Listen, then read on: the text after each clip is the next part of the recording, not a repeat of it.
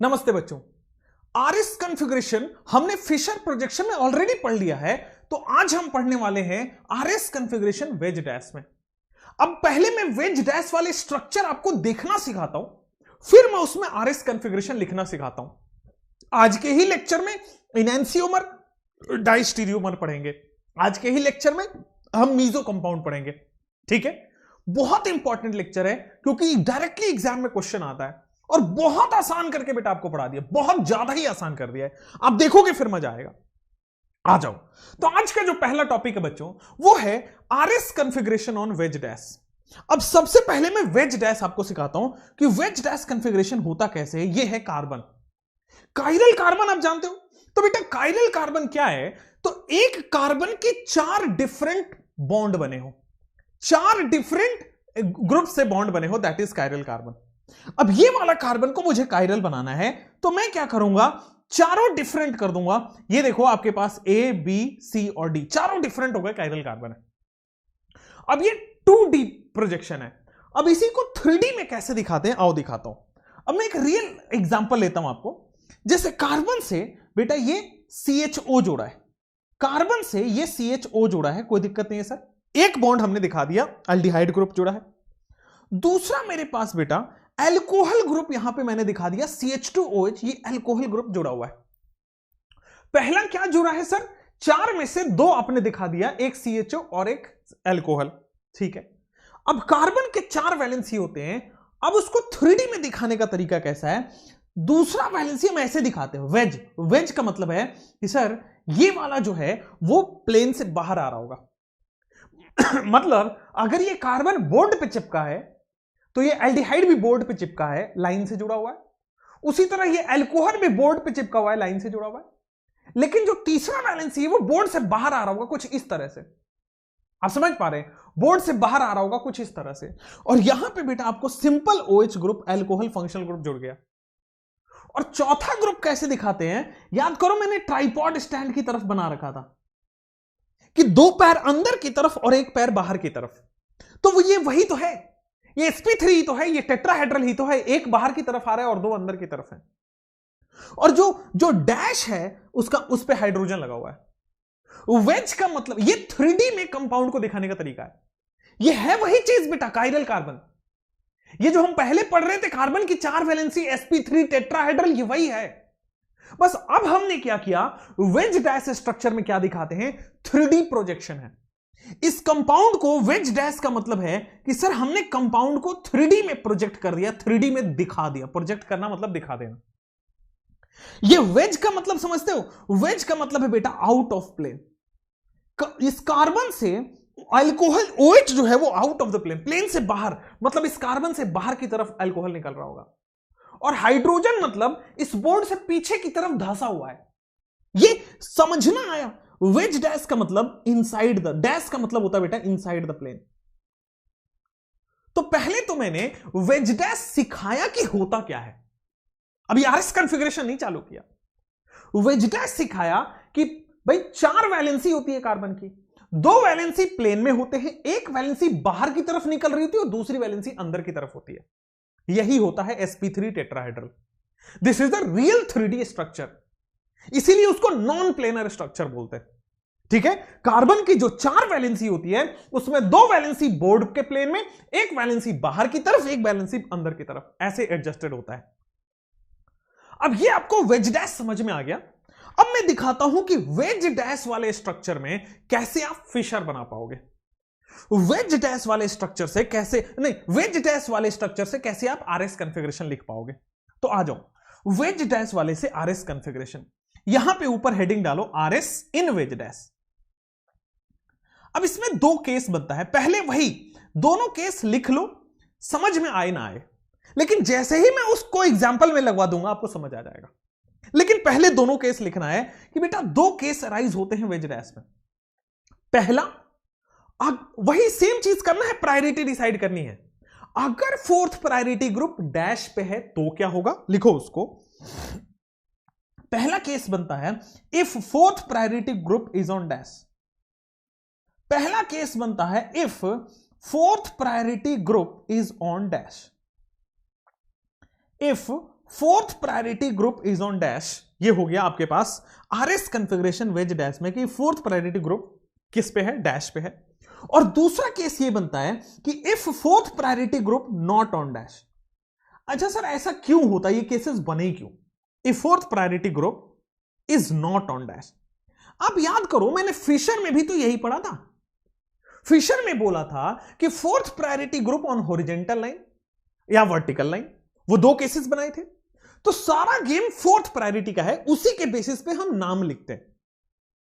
जैसे मान लो आपका इंग्लैंड में जन्म हुआ तो आपका नाम सैम होगा, आपका नाम कुछ ऐसे रॉय, मतलब कुछ इंग्लिश नाम होगा, इंग्लिश नाम मुझे याद भी नहीं आ रहा, कुछ सैम होगा, कुछ आपका क्या बोल सकते हैं यार उसको, एक दो म्यूजिक वाले का नाम देखो ना, क्या क्या होता है, एमी होता है नाम उनका, है ना।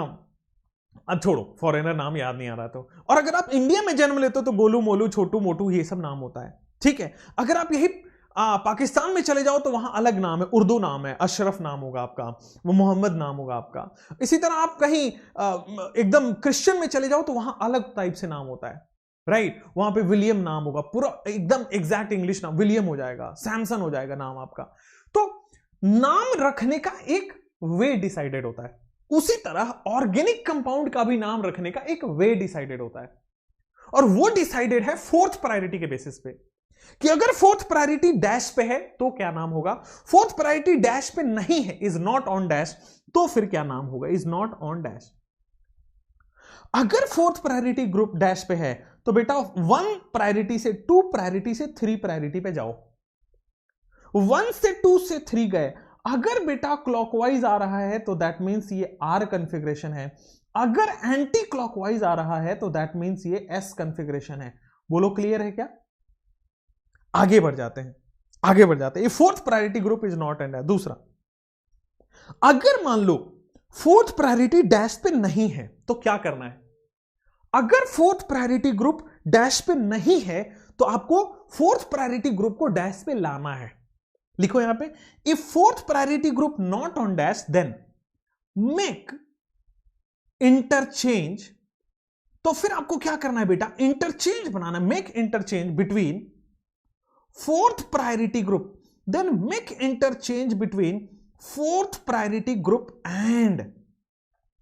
तो फिर आपको इंटरचेंज बनाना है, make interchange between fourth priority group, चौथे प्रायोरिटी ग्रुप में, एंड डैश प्रायोरिटी ग्रुप। मतलब समझ में आया? मतलब समझ में आया? अगर मान लो फोर्थ प्रायोरिटी ग्रुप डैश पे नहीं हुआ तो किसी भी तरह फोर्थ प्रायोरिटी ग्रुप जहां कहीं भी हो वहां से उसको डैश पे लाना है और डैश वाले को 4 पे ले जाना है। ये क्वेश्चन में ज्यादा समझ आएगा। अब आ जाओ, इसके बाद जैसे ही ये करने के बाद 1 से 2 से 3 जाओ, क्लॉकवाइज आ रहा हो, क्लॉकवाइज आ रहा हो तो बेटा एस लिखना है, ध्यान दें। एंटी क्लॉकवाइज लिख रहे हैं तो बेटा आर लिख दो, एंटी क्लॉकवाइज को आर लिख दो। यहां पे थोड़ा सा रिवर्स है, ठीक है। मैं फिर बताऊंगा, अगर फोर्थ प्रायोरिटी डैश पे नहीं है तो उसको इंटरचेंज करो, फोर्थ प्रायोरिटी को डैश पे ले आओ और जो डैश पे था उसको फोर्थ प्रायोरिटी वाले की जगह पे रख दो। वापस 1 से 2 से 3 जाओ, क्लॉकवाइज आर होता तो उल्टा कर दो एस। समझ पा रहे हो? आप इसको ऐसे याद रख सकते हो कि क्लॉकवाइज होता आर है बट चूंकि डैश पे नहीं है तो एस हो जाएगा, आर काट के एस। एंटी क्लॉकवाइज होता एस है लेकिन उसका उल्टा कर दोगे तो आंसर आ जाएगा आर। आप समझे मैंने क्या बोला? पहले इंटरचेंज करना है, वापस एक बार इंटरचेंज करना है, आर का एस और एस का आर करना है। अब ऐसे समझ नहीं आएगा, मैं वही बता रहा हूं, जब तक इसको क्वेश्चन में लगा दूंगा तब समझ में आ जाएगा। आओ पहले एक क्वेश्चन करते हैं। आरएस कॉन्फ़िगरेशन इन वेज डैश, ये एग्जांपल है, मुझे बताओ क्या है ये, मतलब कॉन्फ़िगरेशन में आरएस कॉन्फ़िगरेशन में आर है कि एस है। अब मैं क्या करूंगा, वेज डैश कॉन्फ़िगरेशन देखा, प्रायोरिटी दिमाग में आए, सबसे पहले प्रायोरिटी सेट करते हैं। अब जैसे ही मैं प्रायोरिटी सेट करूंगा, बताओ मुझे प्रायोरिटीज, ऑक्सीजन सबसे ज्यादा एटॉमिक नंबर दिख रहा है बेटा, यहां पे carbon with oxygen, carbon double bond oxygen है तो ज्यादा प्रायोरिटी है, यहां पे कार्बन सिंगल बॉन्ड ऑक्सीजन है, कम प्रायोरिटी है। तो 1, 2, 3, 4, लेकिन इसमें अच्छी बात यह है कि फोर्थ प्रायोरिटी ऑन डैश। अगर फोर्थ प्रायोरिटी ऑन डैश है तो 1 से 2 से 3 जाओ, 1 से 2 से 3, समझ पा रहे हैं? अगर फोर्थ प्रायोरिटी ऑन डैश है तो बेटा 1 से 2 से 3 यही हो रहा है। ये क्या है? एंटी क्लॉकवाइज है। तो क्या इस कॉन्फ़िगरेशन को मैं एस बोल दूं अच्छे से? बोलो हाँ या ना? क्लियर है ना बेटा? 1 से 2 से 3 आप जाओगे, 1 से 2 से 3 एस हो जाएगा, हाँ या ना? अगर फोर्थ प्रायोरिटी डैश पे है तो कोई ज्यादा टेंशन लेने की जरूरत ही नहीं है। If fourth priority is on dash, जैसे यहां पे आ जाओ बेटा, सबसे पहला क्या क्लोरीन को मिल रहा है? बहुत अच्छी बात। क्या दूसरा आपको कार्बन के साथ कार्बन मिल रहा है? क्या थर्ड प्रायोरिटी कार्बन के साथ हाइड्रोजन हो गई और फोर्थ प्रायोरिटी बेटा सिंपल हाइड्रोजन है? अब आप देखो, फोर्थ प्रायोरिटी डैश पे है। फोर्थ प्रायोरिटी जब डैश पे है तो सोचना ही नहीं है, आप सीधा देखो 1 से 2 से 3। आप कैसे जाओगे? दिस इज 1 से 2 से 3, ओके। अब आप 1 से 2 से 3 गए, ये क्या आ रहा है? ऑब्वियसली सर क्लॉकवाइज आने की वजह से आर हो गया है इसका कॉन्फ़िगरेशन। बोलो क्लियर? क्लॉकवाइज है इसलिए इसका कॉन्फ़िगरेशन आर हो गया। क्या मैं नेक्स्ट पे मूव करूं? क्या मैं बच्चे नेक्स्ट पे मूव कर जाऊं आपके लिए? चलो अब मैं आपको आता हूं इस वाले क्लासिफिकेशन पे, ये वाले पे आर है कि एस है। अब आप देख पा रहे होंगे सर, देखो ना, नाइट्रोजन सबसे पहले अटैच्ड है, मोर एटॉमिक नंबर, मोर प्रायोरिटी के हिसाब से। उधर कार्बन ऑक्सीजन से अटैच है और इधर कार्बन हाइड्रोजन से अटैच है सर। फोर्थ प्रायोरिटी इस बार डैश पे नहीं है। तो अगर फोर्थ प्रायोरिटी डैश पे नहीं है तो क्या करना है? फोर्थ प्रायोरिटी को डैश पे ले जाना है, इंटरचेंज करना, हाइड्रोजन को वहां ले जाना है, NH2 को यहां ले आना है। अगर फोर्थ प्रायोरिटी डैश पे नहीं है तो फोर्थ प्रायोरिटी को डैश पे लाना है किसी भी तरह। तो देखो क्या होगा, देखो यहां पे सेकंड प्रायोरिटी जैसी थी वैसी रहेगी, यहां पे थर्ड प्रायोरिटी जैसी थी वैसी रहेगी। वेज पे कौन आ जाएगा बेटा? वेज पे फर्स्ट प्रायोरिटी आ जाएगी। और डैश पे कौन चला जाएगा? डैश पे सर फोर्थ प्रायोरिटी चला जाएगा। यही तो होगा भाई। हाइड्रोजन को मैं यहां ले जाऊंगा, NH2 को यहां ले आऊंगा, तो हाइड्रोजन यहां फोर्थ प्रायोरिटी ऑन डैश आ गया। अब आप एक काम करो, 1 से 2 से 3 जाओ। अब जैसे ही आप 1 से 2 से 3 जाते हो, ये एंटी क्लॉकवाइज एस है, बट आंसर क्या होगा? आर। जो भी आंसर आएगा उसका उल्टा कर दो। तो एंटी क्लॉकवाइज क्या है? एस, बट आंसर आएगा आर। एस आना चाहिए बट काट के लिखो आर। बोलो हाँ या ना? Clear? Fourth priority on dash and fourth priority not on dash. Fourth priority on dash बड़ा सिंपल है, 1 से 2 से 3 clockwise R, anticlockwise S. यहां पे क्या है? अगर डैश पे नहीं तो डैश पे लाओ, और क्लॉकवाइज आर होता है बट आंसर एस हो जाएगा, उल्टा कर देना है। और एंटी क्लॉकवाइज एस हो जाएगा, उल्टा कर देना है, आर हो जाएगा। अब बोलो कोई दिक्कत कहीं से कहीं तक? एक और एग्जांपल में लगा के देखो, जैसे ये वाला क्वेश्चन करो। इतने क्वेश्चन करने वाले सबसे ज्यादा। जैसे यहां पे देखो, OH को यहां पे मिला 1, दूसरा प्रायोरिटी सर यहां पे मिल रहा है, कार्बन के साथ कार्बन है, यहां कार्बन के साथ हाइड्रोजन है। Fourth priority not on dash, चौथी प्रायोरिटी डैश पे है ही नहीं। अगर फोर्थ प्रायोरिटी डैश पे नहीं है तो क्या होने वाला है? If fourth priority not on dash bring fourth priority on dash. तो देखो ये कार्बन था भाई, 3 में कोई दिक्कत नहीं है, 2 में कोई दिक्कत नहीं है, इंटरचेंज तो यहां होगा बेटा। फोर्थ प्रायोरिटी को आप डैश पे ले जाओ। फोर्थ प्रायोरिटी को कहां ले गए? यहां पे। तो सर वेज पे कौन आ गया? 1। अब क्या करना है? चूंकि फोर्थ प्रायोरिटी डैश पे नहीं है, आप 1 से 2 से 3 जाओ। आंसर होना चाहिए था एस, बट आंसर होगा आर, उल्टा करके। बोलो कोई प्रॉब्लम? आंसर होना चाहिए था एस, बट आंसर होगा आर, उल्टा करके। अगला क्वेश्चन आपके स्क्रीन पे आएगा, ये बताओ। नेक्स्ट क्वेश्चन आपके स्क्रीन पे आएगा, 2 कायरल सेंटर है, दोनों का बताना है। बड़ा अच्छा क्वेश्चन है, इसका भी कॉन्फ़िगरेशन बताना है, इसका भी कॉन्फ़िगरेशन बताना है। दोनों कायरल कार्बन है, दोनों वेज डैश है, बताओ मुझे। तो मैं काम करता हूं, लेफ्ट वाले की तरफ चलता हूं। पहले भाई लेफ्ट वाले से पूछता हूं, सबसे ज्यादा एटॉमिक नंबर सबसे ज्यादा priority, second atomic number second priority, third atomic number third priority, सबसे कम एटॉमिक नंबर कार्बन का है फोर्थ प्रायोरिटी। लेकिन गड़बड़ हो गया कि fourth priority not on dash. अगर फोर्थ प्रायोरिटी डैश पे नहीं है तो देखो 1 और 2 में तो कोई दिक्कत नहीं, इंटरचेंज तो यही होगा ना कि फोर्थ प्रायोरिटी को डैश पे लाना है और यहां वाला वहां चला जाएगा। तो सर जब आप इंटरचेंज करोगे, फोर्थ प्रायोरिटी डैश पे तो आ गया, लेकिन इधर कौन गया? इधर गया है 4, इधर क्या कौन गया है सर? 3। जब आप इंटरचेंज करोगे तो क्या हुआ है? अब देखो, अब आप देखो सर, बड़ा सिंपल, 1 से 2 से 3 जाओ, क्या हो रहा है? आर। 1 से 2 से 3 जाओ, क्या हो रहा है आर, लेकिन कैंसिल करके क्या लिखोगे एस, खत्म कहानी। 1 से 2 से 3 जाओ, क्या हो रहा है आर, लेकिन आंसर क्या आएगा एस। यहां पे आ जाए क्या सर, सबसे पहले आप देखोगे OH को प्रायोरिटी नंबर 1। अच्छा OH को प्रायोरिटी क्यों, iodine more atomic number more priority, more atomic number more priority, then 3 and then 4, हाँ या ना। क्या सेम प्रॉब्लम यहां भी आया कि sir fourth priority not on dash. अब फोर्थ प्रायोरिटी डैश पे नहीं है तो किसी भी तरह फोर्थ प्रायोरिटी को डैश पे लाओ और यहां वाला वहां ले जाना पड़ेगा मजबूरी में। तो सर NH2 जैसा था वैसा रहेगा, OH जैसा था वैसा रहेगा, कोई दिक्कत वाली बात नहीं है। बस फोर्थ प्रायोरिटी डैश पे आ चुकी है और 1 इधर शिफ्ट हो जाएगा, हाँ या ना। हमेशा फोर्थ प्रायोरिटी को डैश पे लाना है और जो यहां है उसको फोर्थ प्रायोरिटी पे रख देना है। हमेशा फोर्थ प्रायोरिटी को डैश पे लाना है और जो डैश पे है उसको फोर्थ प्रायोरिटी की जगह कर देना है। अब देखो 1 से 2 से 3 मूव करोगे तो सर 1 से 2 से 3 मूव करोगे, ये है S, बट कैंसिल करके हो जाएगा R। The exact answer will be R। बोलो हाँ या ना, कोई प्रॉब्लम तो नहीं है बेटा। हम आगे बढ़ सकते हैं, नेक्स्ट क्वेश्चन की तरफ बढ़े। बड़ा सिंपली हम आगे बढ़ जाते हैं, ये वाला क्वेश्चन करो, ये 3 है, इसमें ये 3 है। अब इससे डिफिकल्ट आपके पास क्या ही आएगा, तो सब कुछ मैं आपको दिखा देता हूं R और S कॉन्फ़िगरेशन में, ठीक। अब जैसे यहां पे देखो सर, हां सबसे पहला प्रायोरिटी किसको मिलेगा, ऑब्वियसली सर यहां पे देखो ना आप, कार्बन के साथ उधर नाइट्रोजन लगा है 3-3, यहां पे देखोगे कार्बन के साथ नाइट्रोजन लगा है, यहां कार्बन के साथ 3 ऑक्सीजन लगा है, यहां लेकिन कार्बन के साथ सर फ्लोरीन और ब्रोमीन लगे हैं, तो प्रायोरिटी नंबर 1 तो इस साइड जाएगी। मैं लेफ्ट वाले कार्बन की बात कर रहा हूं अभी, ठीक है सर।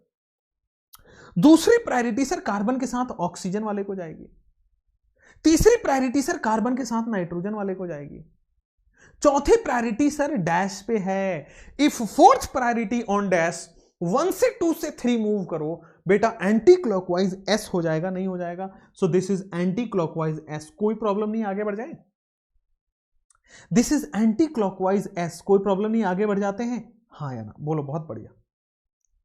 अब इस कार्बन पे आओ, इस कार्बन पे सर इधर भी कार्बन है, लेफ्ट में भी कार्बन है, ब्रोमीन का एटॉमिक नंबर ज्यादा, प्रायोरिटी ज्यादा, फिर फ्लोरीन, हाँ या ना, क्लियर है ना, कोई प्रॉब्लम भी नहीं है, आगे भी बढ़ सकते हैं। सेकंड प्रायोरिटी की आपको लग रहा है कि इस कार्बन को देंगे, क्योंकि इससे सीधा नाइट्रोजन जुड़ा है, इस कार्बन से कार्बन जुड़ा है, कार्बन जुड़ा है, हाइड्रोजन जुड़ा है, नीचे वाले कार्बन से भाई नाइट्रोजन, कार्बन और कार्बन जुड़ा है, तो सेकंड प्रायोरिटी नीचे की तरफ चली आएगी। ये मैं बीच वाले कार्बन के लिए कर रहा हूं, हाँ या ना। फोर्थ प्रायोरिटी ऑब्वियस है, वहां चला गया, लेकिन फोर्थ प्रायोरिटी डैश पे नहीं है, तो फोर्थ प्रायोरिटी डैश पे नहीं है, तो किसी भी तरह फोर्थ प्रायोरिटी को डैश पे लाओ, तो देखो वेज पे कोई चेंज नहीं आएगा, इधर सेकंड प्रायोरिटी में कोई चेंज नहीं आएगा, डैश पे बेटा 4 आ जाएगा, लेकिन उसके लिए 1 को इधर जाना पड़ेगा। अब आप 1 से 2 से 3 मूव करोगे, जैसे ही आप 1 से 2 से 3 मूव करोगे, होना चाहिए था R बट हो जाएगा S, होना चाहिए था R बट हो जाएगा S, बोलो हाँ या ना, क्लियर है। होना चाहिए था R बट हो जाएगा S, बहुत बढ़िया, अमेजिंग आंसर। मैं नेक्स्ट नीचे वाले के लिए बात कर लेता हूं बेटा। नीचे में नाइट्रोजन लगा है इधर, सबसे पहले प्रायोरिटी 1। अब देखो यहां पे कार्बन हाइड्रोजन है, यहां पे कार्बन कार्बन है और यहां पे कार्बन फ्लोरीन है, तो ऊपर की तरफ बेटा सेकंड प्रायोरिटी जाएगा, ठीक है। ऊपर की, मैं इसकी जो प्रायोरिटीज है ना वो ग्रीन से कर देता हूं।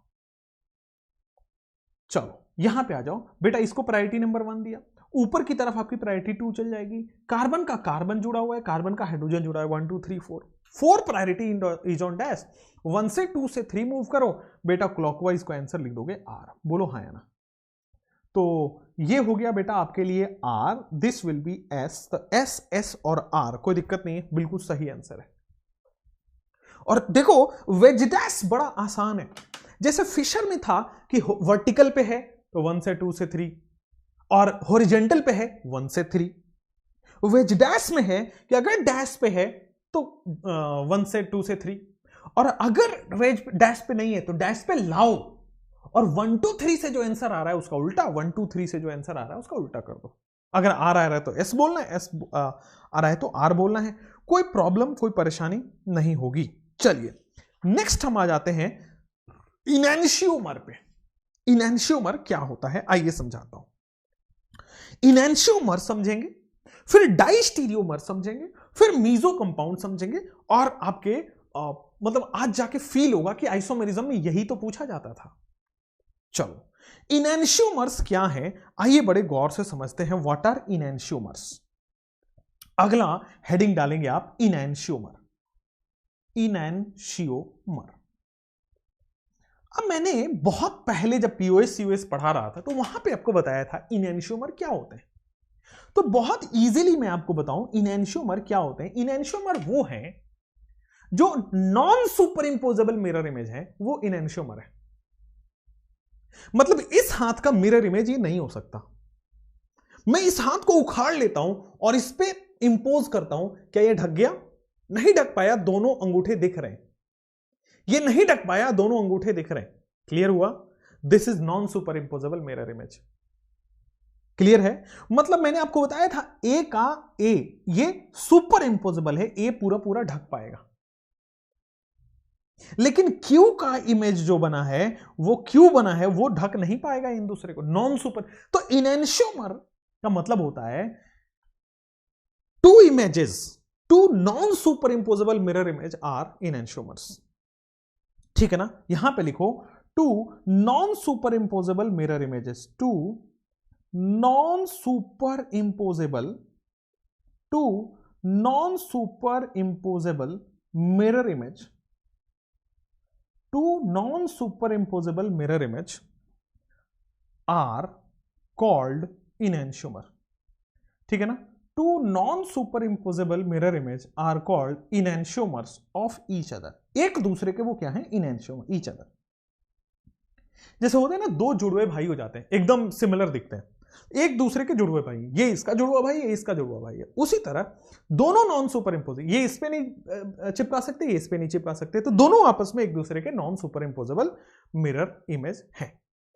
जैसे जैसे मान लीजिए बेटा, मैंने एक एग्जांपल लेता हूं आपके लिए। ये रहा कार्बन, इस कार्बन से बेटा मैंने लगा दिया फ्लोरीन, इधर लगा दिया मैंने आयोडीन, ये ले लो एग्जांपल आपके पास, इधर लगा हुआ है ब्रोमीन और डैश पे लगा हुआ है बेटा क्लोरीन। कोई प्रॉब्लम नहीं है? हाँ। अगले क्वेश्चन में जाते हैं। ये रहा कार्बन, सर ऊपर लगा है आपके पास फ्लोरीन, डैश पे लगा हुआ है आपके पास क्लोरीन, यहां ब्रोमीन और यहां पे आयोडीन। ये एक मिरर इमेज मैंने बना दिया, एक दूसरे का मिरर इमेज बना दिया। मैंने क्या बना दिया? एक दूसरे का मिरर इमेज बना दिया। बहुत ही शानदार, अमेजिंग। क्या ये नॉन सुपर इंपोजेबल है? हां। अब देखो ना, आप इस कंपाउंड को उठाओ और इसके चिपकाओ। जैसे आप इस कंपाउंड को उठाओगे, फील करो, iodine on left, chlorine on right. ठीक है ना? आयोडीन लेफ्ट पे है, क्लोरीन राइट पे, यही है। अब मैंने इस कंपाउंड को उखाड़ लिया है, iodine left, chlorine right, iodine left, chlorine right, iodine left, chlorine right, iodine left, chlorine right. बेटा यहां चिपका दोगे तो आयोडीन को लेफ्ट आना चाहिए था, क्लोरीन को राइट आना चाहिए था, उल्टा आ रहा है। They are non superimposable mirror image, non superimposable mirror image. और यही है non superimposable mirror image ही इनैंशियोमर कहलाते हैं। अब लेकिन एग्जाम में हम हर क्वेश्चन को इमेज बनाएं, फिर उसको सुपर इंपोज करा के देखें, इतने में तो भाई एग्जाम क्या 2-3 एग्जाम बीत जाएंगे। तो अपना तो ये होना चाहिए कि सर ऐसा बताओ खट से आंसर आए। तो मैं कहूंगा इसका कॉन्फ़िगरेशन निकालो कि आर है कि एस है। मैंने क्या किया सर, कॉन्फ़िगरेशन निकालने के लिए फटाफट सर 1 2 3 4 किया। फोर्थ प्रायोरिटी डैश पे नहीं है, तो मैं क्या करूंगा सर, फोर्थ प्रायोरिटी को डैश पे लाऊंगा। यहां पे 1 रहेगा, यहां पे 2 रहेगा, यहां पे सर 4 चला जाएगा और यहां पे 3 आ जाएगा। क्या यही होगा? 3 और 4 का इंटरचेंज हो गया, फोर्थ प्रायोरिटी डैश पे आ चुका है। अब मैं 1 से 2 से 3 जा रहा हूं, 1 से 2 से 3 जा रहा हूं, एस आना चाहिए था, बट आंसर क्या हो जाएगा इसका? आर। एस होना चाहिए था, बट काट के लिखो आर। बोलो क्लियर? नेक्स्ट वाले को देखो, तो सर नेक्स्ट वाले में मैंने प्रायोरिटीज डिसाइड की 1, 2, 3, 4।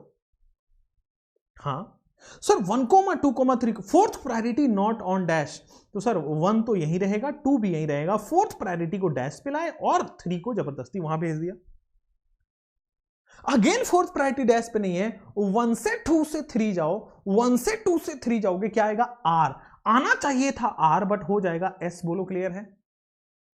1 से 2 से 3 जाओगे, आना चाहिए था R बट हो जाएगा S। इसका एग्जैक्ट आंसर क्या है? What is the exact answer of this? This is R। What is the exact answer of this? This is S। बेटा ये क्या है? R, ये क्या है? S। तो आज से इनैंशियोमर वो होंगे जो अपोजिट कॉन्फ़िगरेशन के होंगे, क्योंकि non superimposable mirror image हमेशा अपोजिट कॉन्फ़िगरेशन का आता है। अगर एक का R है दूसरे का S है तो दिस मींस दे आर इनैंशियोमर। अब समझ आया? आपको इनैंशियोमर एग्जाम में कैसे देखना है? इनैंशियोमर है कि नहीं है ये चेक करने को आता है। तो पहले वाले का चेक करो, R पूरा 360 डिग्री चेंज हो जाए, that means it is S। R का पूरा कंपाउंड चेंज हो जाए, दैट इज S। अगर पहला वाला S रहता, दूसरा वाला R रहता, अगेन पूरा चेंज है, दैट मींस इट इज इनैंशियोमर। इनैंशियोमर का मतलब है कंप्लीट चेंज, दे आर इनैंशियोमर। हाँ या ना? क्लियर है कि नहीं क्लियर है? कोई दिक्कत तो नहीं है? चलो अब यहां पे देखो, non superimposable mirror image है, ऑप्टिकली एक्टिव की inactive. Non superimposable mirror image है, ऑप्टिकली एक्टिव की इनएक्टिव। बेटा ऑप्टिकली एक्टिव, हमेशा non superimposable mirror image optically active बता रखा है। Non superimposable mirror image मतलब इसमें पीओएस सीओएस नहीं है, मतलब ये ऑप्टिकली एक्टिव होंगे। तो क्या हम अगला पॉइंट ये लिख सकते हैं? क्या हम अगला पॉइंट ये लिख सकते हैं कि enantiomers are optically active? Next compound में कि enantiomers are optically active. Enantiomers are optically active, बहुत बढ़िया। इनैंशियोमर्स आपके ऑप्टिकली एक्टिव हैं, अमेजिंग। अब आ जाओ, इनैंशियोमर्स ऑप्टिकली एक्टिव हैं और इनैंशियोमर्स का फिजिकल प्रॉपर्टी सेम होता है, मतलब दे हैव, यहां पे लिखो they have same physical property. Enantiomers का क्या है? They have same physical property. They have same physical property like boiling point. They have same physical properties like boiling point. They have same physical property like melting point. They have same physical properties like solubility. They have same physical properties like refractive index. है ना? Same physical properties है refractive index के, but difference कहां है? They differ in the rotation of plane polarized light. They differ in rotation of plane polarized light. They differ in rotation of plane polarized light. ये PPL को rotate नहीं कर पाता है। PPL को रोटेट, अगर मान लो आर वाला क्लॉकवाइज कर रहा है तो एस वाला एंटी क्लॉकवाइज करेगा। समझ रहे हैं? इनैंशियोमर्स में डिफरेंस क्या है? तो सर उनका सारा फिजिकल प्रॉपर्टी सेम है, बस एक अगर प्लेन पोलराइज्ड लाइट को क्लॉकवाइज घुमाता है तो दूसरा एंटी क्लॉकवाइज घुमाता है। आर का मतलब क्लॉकवाइज, एस का मतलब एंटी क्लॉकवाइज। तो they differ in the rotation of the PPL. यहां पे लिखोगे one rotates clockwise and other rotates anti clockwise. One rotates clockwise, other rotates anti clockwise. बेटा एक क्लॉकवाइज रोटेट करता है तो दूसरा एंटी क्लॉकवाइज रोटेट करता है। बोलो क्लियर हुआ कि नहीं क्लियर हुआ? हाँ या ना? चलो अब आता है इनैंशियोमर्स। अब ये अकेला इनैंशियोमर तो होगा नहीं, दो कंपाउंड मिले। इनैंशियोमर्स हमेशा याद रखना जुड़वा भाई है, हमेशा दो से ज्यादा 3, 4, 5 तब जाके इनैंशियोमर्स होगा। तो इनैंशियोमर्स आप ये नहीं बोल सकते कि ये इनैंशियोमर है, नहीं, ये दोनों मिलके इनैंशियोमर है। अगर ये आर है ये एस है तो ये इनैंशियोमर है। अकेला आर को क्या करूं मैं? अकेला आर कोई कंपाउंड होगा, मुझे क्या पता वो इनैंशियोमर है या नहीं है? ठीक है, अगर ये आर है ये एस है तो दोनों मिला के इनैंशियोमर है, जुड़वा भाई। अगर ये एस है ये आर है तो दोनों मिला के इनैंशियोमर है। तो देखो अगर ये आर है तो क्या ये क्लॉकवाइज घुमा रहा होगा? हां। और अगर ये एस है तो क्या ये एंटी क्लॉकवाइज घुमा रहा होगा? हां। तो बेटा एक इनैंशियोमर, अगर मैं एक काम करता हूं, इस डब्बे में मैं इनैंशियोमर भर देता हूं, ठीक है? इसमें दो कंपाउंड होंगे, कंपाउंड 1 जिसका कॉन्फ़िगरेशन होगा R और इसका होगा कंपाउंड 2 जिसका कॉन्फ़िगरेशन होगा S। अगर R आपको क्लॉकवाइज रोटेट करेगा तो S आपको एंटी क्लॉकवाइज रोटेट करेगा, ठीक है ना? R बेटा क्लॉकवाइज रोटेट करेगा तो एस आपको एंटी क्लॉकवाइज रोटेट करेगा और यही जाके बेटा क्या हो जाएगा, वो बना देगा न्यूट्रल। मतलब अगर मैं पूछूं कि ये ऑप्टिकली एक्टिव है क्या, हां कायरल है, ऑप्टिकली एक्टिव है। ये क्या है, ऑप्टिकली एक्टिव है, कायरल है, नॉन सुपर इंपोजेबल में। लेकिन अगर ये दोनों को एक साथ रख दूं तो बेटा ये आर घुमाएगा, ये एस घुमाएगा, दोनों मिलके ऑप्टिकली इनएक्टिव हो जाएंगे। आप समझे बात को? Mixture of enantiomers are inactive. But अगर इसकी बात करूं सर ये ऑप्टिकली एक्टिव है, इसकी बात करूं अकेला ये ऑप्टिकली एक्टिव है, बट दोनों जुड़वा भाई ले लूं तो ऑप्टिकली इनएक्टिव हो जाएगा, क्योंकि पहला वाला आर घुमाता है, दूसरा वाला एस घुमाता है। पहले वाला एंटी क्लॉकवाइज घुमाएगा, दूसरा वाला क्लॉकवाइज घुमा देगा। तो जितना वो एंटी क्लॉकवाइज घुमाता है उतना ही क्लॉकवाइज घुमा देता है। एंड दिस इज हाउ ये मिक्सचर ऑफ मतलब इनएंशियोमर का मिक्सचर ऑप्टिकली इनएक्टिव हो जाता है। अकेला में ऑप्टिकली एक्टिव है, but equimolar mixture of enantiomeric pair, अभी लिखो ना इसको पूरा समझ में आ जाएगा कि इक्विमोलर मतलब सेम मोल भी होना चाहिए। ऐसा नहीं कि एक 5 मोल ले लिया दूसरे को 50 मोल ले लिया, नहीं, इसका भी 5 मोल उसका भी 5 मोल, दोनों जुड़वा भाई बराबर होने चाहिए। इक्विमोलर मिक्सचर ऑफ 2 इनएंशियोमर, 2 इनएंशियोमर हैं और उसका इक्वल मोल लिया गया है। 2 इनएंशियोमेरिक पेयर लिखो, 2 इनएंशियोमेरिक पेयर, ठीक है ना, इज ऑप्टिकली इनएक्टिव। ये क्या होंगे, is optically inactive. Equimolar mixture of 2 enantiomeric pair is optically inactive and it is known as racemic mixture, and it is known as racemic mixture, ठीक है। और इसको क्या बोलते हैं बेटा हम, racemic mixture बोलते हैं, and it is known as racemic mixture, ठीक है ना। ऑप्टिकली इनएक्टिव हो जाएगा अगर इक्विमोलर मिक्सचर ऑफ एनेंशियोमेरिक पेयर लिया तो, ठीक है ना। और यहां पे लिखो it is optically inactive due to external compensation. It is optically inactive due to, ये क्वेश्चन में आता है, ड्यू टू एक्सटर्नल कंपनसेशन। मतलब बताता हूं, ड्यू टू एक्सटर्नल कंपनसेशन मतलब समझाता हूं। एक्सटर्नल कंपनसेशन का मतलब हुआ कि बेटा आर अगर क्लॉकवाइज घुमा रहा है तो एस एंटी क्लॉकवाइज घुमा रहा है, दिस इज एक्सटर्नल कंपनसेशन। आर अगर आगे की तरफ घुमा रहा है तो एस पीछे की तरफ घुमा रहा है, दिस इज एक्सटर्नल कंपनसेशन, ठीक है ना। यहां पे है it is optically inactive due to external compensation. External compensation बड़ा सिंपल है, आर अगर बेटा क्लॉकवाइज घुमा रहा है तो दूसरा बाहरी कंपाउंड एंटी क्लॉकवाइज घुमा रहा है। इंटरनल कंपनसेशन किसे कहते हैं, वो मीजो कंपाउंड में समझ आएगा। एक्सटर्नल समझ लो कि एक भाई नंबर 1 अगर क्लॉकवाइज घूम रहा है तो भाई नंबर 2 बाहर से आके एंटी क्लॉकवाइज घुमा रहा है, this is external compensation, externally compensate हो जा रहा है। खैर यहां तक तो ये थ्योरी की बात थी। अब आते हैं कि बच्चों आप मुझे बताओ कि ये दोनों इनएंशियोमर है या नहीं। अब इसका भी कॉन्फ़िगरेशन निकालो, इसका भी कॉन्फ़िगरेशन निकालो, उल्टा निकला तो इनएंशियोमर है। तो इनएंशियोमर्स के क्वेश्चन हम करते हैं। अब इनएंशियोमर जैसे कि 2 कंपाउंड है, आपको पता करना है कि इनएंशियोमर है कि नहीं। बड़ा सिंपल लॉजिक, अगर ये R है और ये S है तो ये इनएंशियोमर है, या फिर ये S है ये R है। कहने का मतलब अगर अपोजिट कॉन्फ़िगरेशन के हैं तो इनएंशियोमर है। अब चेक कर लेते हैं। तो भाई हमने सीख रखा है ऑलरेडी प्रायोरिटी वाला ऑर्डर। मैं फटाफट से अगर आपको बताऊं, मतलब मैं इसमें देखो ये chlorine more atomic number more priority sir, उसके बाद पीएच का मतलब बेंजीन रिंग है, 6 कार्बन है उसके पास, यहां पे सर फिर एक ही कार्बन है। 4th प्रायोरिटी आपके हॉरिजॉन्टल लाइन पे है। मैंने क्या बोला था, जब 4th प्रायोरिटी हॉरिजॉन्टल लाइन पे है तो 1 से 3 मूव करना है, फॉरगेट 2। 1 से 3 मूव करना है, इग्नोर 2। बेटा 1 से 3 मूव करोगे, क्या ये क्लॉकवाइज हो रहा है? पूरा सर्कल कंप्लीट करो, पूरा सर्कल कंप्लीट करो, क्या ये क्लॉकवाइज हो रहा है? यस, तो क्या ये आर हो जाएगा? 1 से 3 मूव करो, इग्नोर 2। आप सिमिलरली यहां पे आ जाओ, भाई इसको प्रायोरिटी नंबर 1 दिया, ठीक बात सर। इसको प्रायोरिटी नंबर 2 दिया, कार्बन कार्बन 6 है यहां पे। इसको प्रायोरिटी नंबर 3 दिया, मिथाइल में 1 कार्बन है। इसको प्रायोरिटी नंबर 4 दिया, तो बहुत शानदार बात समझ में आई कि सर 4th प्रायोरिटी यहां पे क्या है, हॉरिजॉन्टल हो गया।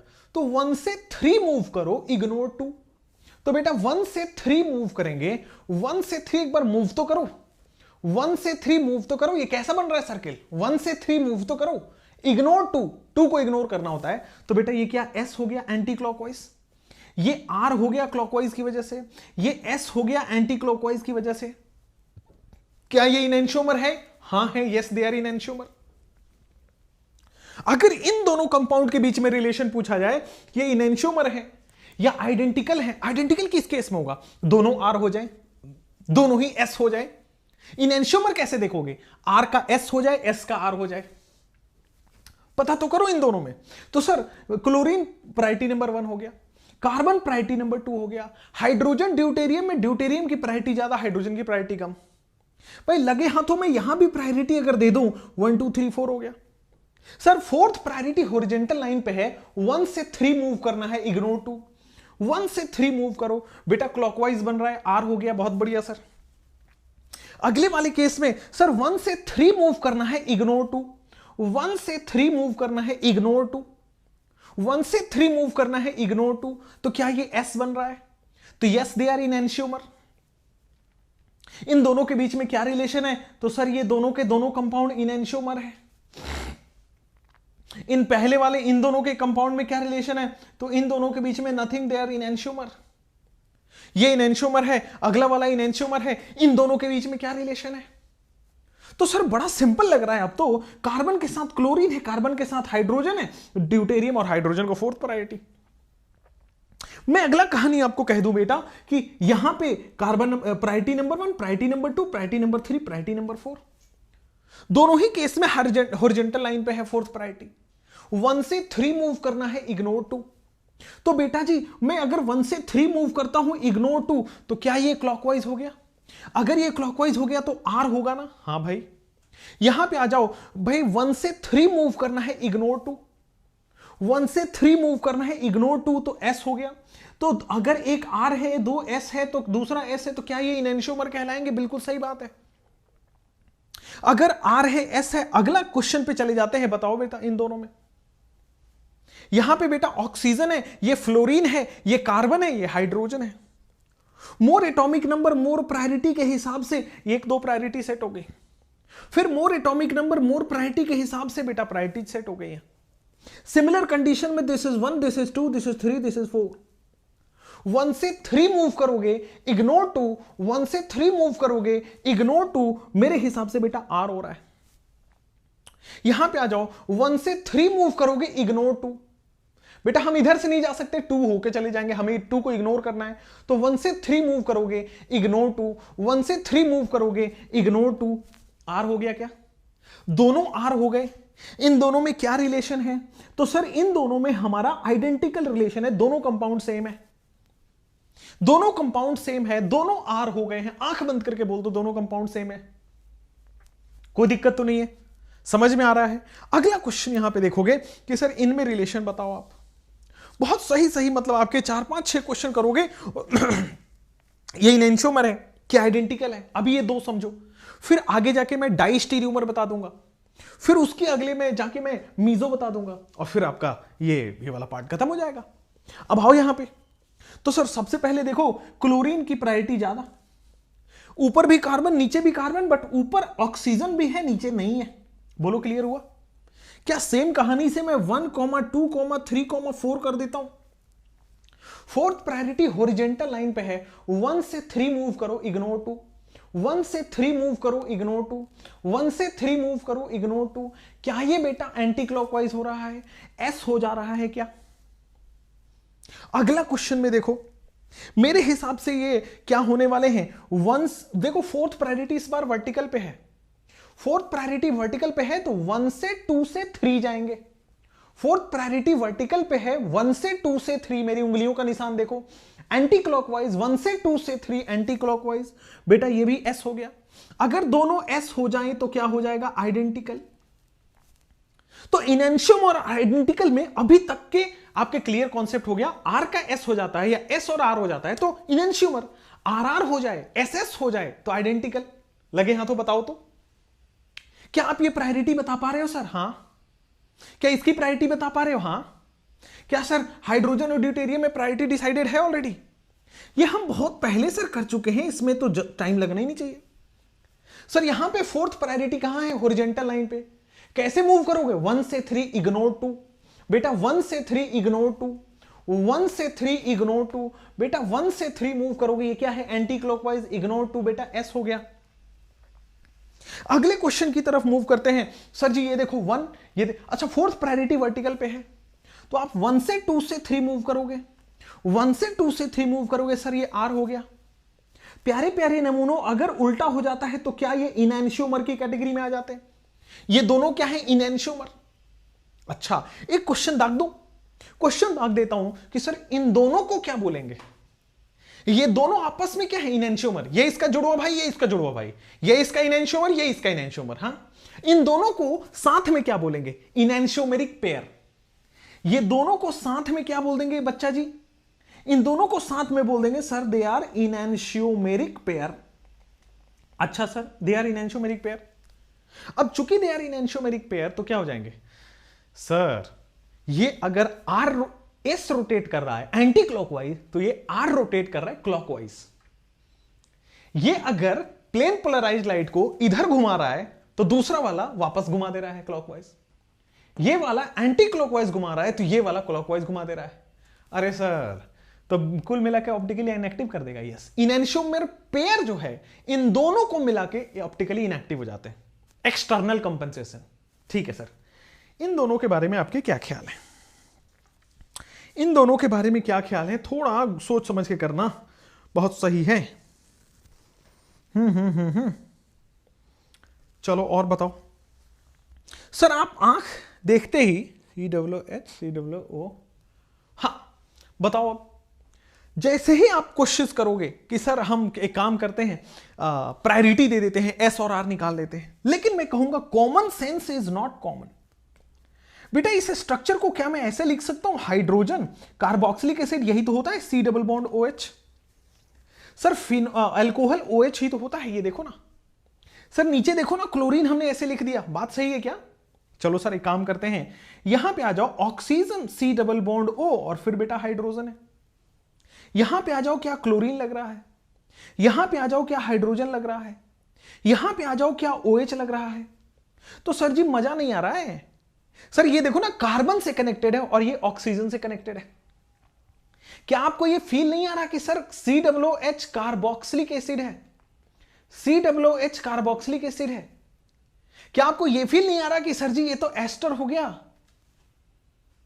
ये तो एस्टर हो गया। C double bond O oxygen से जुड़ा होता है तो एस्टर है, तो ये तो कार्बोक्सिलिक एसिड है, ये एस्टर है। ये दोनों के दोनों सर जी फंक्शनल आइसोमर हो गए। ये दोनों के दोनों फंक्शनल आइसोमर हो गए। तो आंख बंद करके नहीं क्वेश्चन सॉल्व करना है, आंखें खुली रखो, दिमाग भी थोड़ा सा खोल लो। भाई आइसोमर तो तब होगा ना जब दोनों सेम कंपाउंड हो।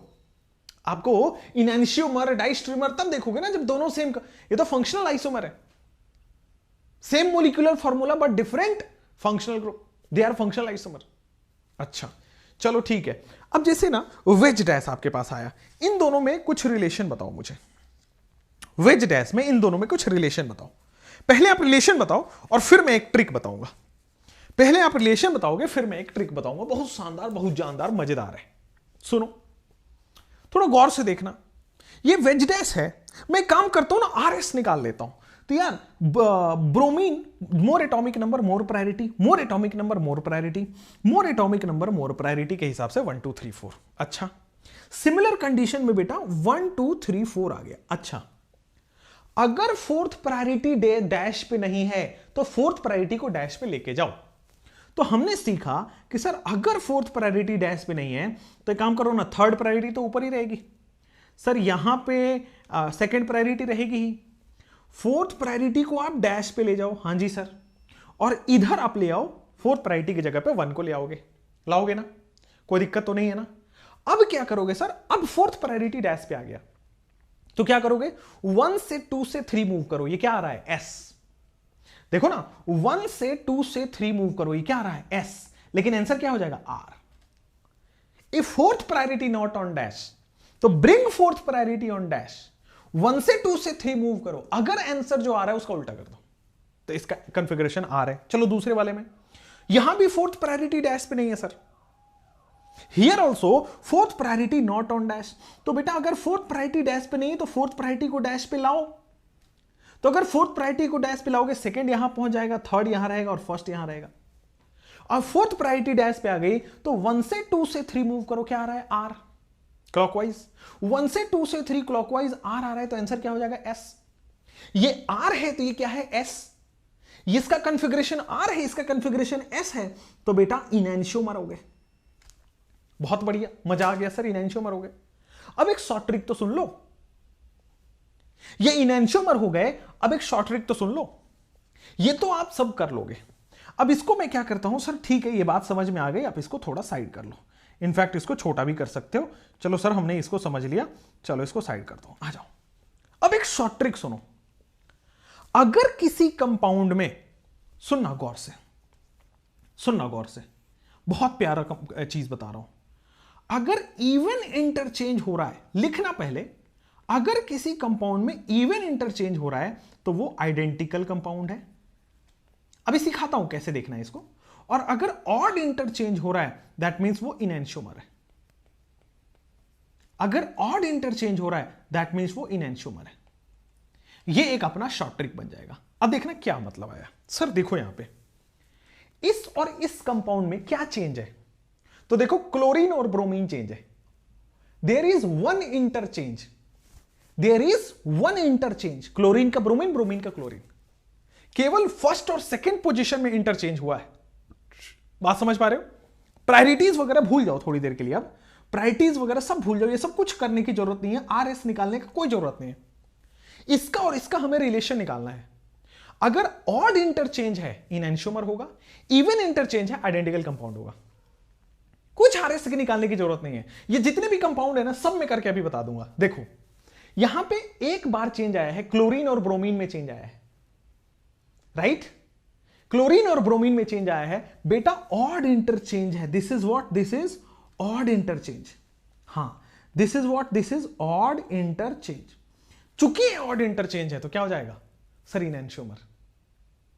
पिछले वाले कंपाउंड में करके बताऊं, देखो देखो ये तो फंक्शनल, ये देखो इसमें क्या, ये इनैंशियोमर है, इसका मतलब ऑड इंटरचेंज हुआ होगा। देखो सर NH2 यहां से यहां आया है, CH3 यहां से यहां गया है, दूसरा इंटरचेंज, और हाइड्रोजन यहां से आया है, तीसरा इंटरचेंज। 3 बार इंटरचेंज हुआ है। ऑड इंटरचेंज का मतलब इनैंशियोमर। समझो बात को। जैसे पिछले वाले क्वेश्चन में देखो सर COOH चेंज हुआ है, पहला इंटरचेंज, ठीक है। COOH चेंज हो गया, यहां पे हाइड्रोजन चला गया वहां पे, बहुत बढ़िया, एक इंटरचेंज हो गया। दूसरा इंटरचेंज देखो ना, Cl यहां पे आया है, CH3 यहां पे आ गया है, 2 इंटरचेंज। पहला इंटरचेंज इन दोनों में हुआ है, दूसरा इंटरचेंज इस दोनों में हुआ है, इवन इंटरचेंज हुआ है आइडेंटिकल कंपाउंड। समझ में आया? अब जैसे इस क्वेश्चन को करो, इस क्वेश्चन को करो, ठीक है, जस्ट इस क्वेश्चन को करो, आई विल बी बैक। इस क्वेश्चन करो, 2 मिनट देता हूं मैं आपको, I will be back.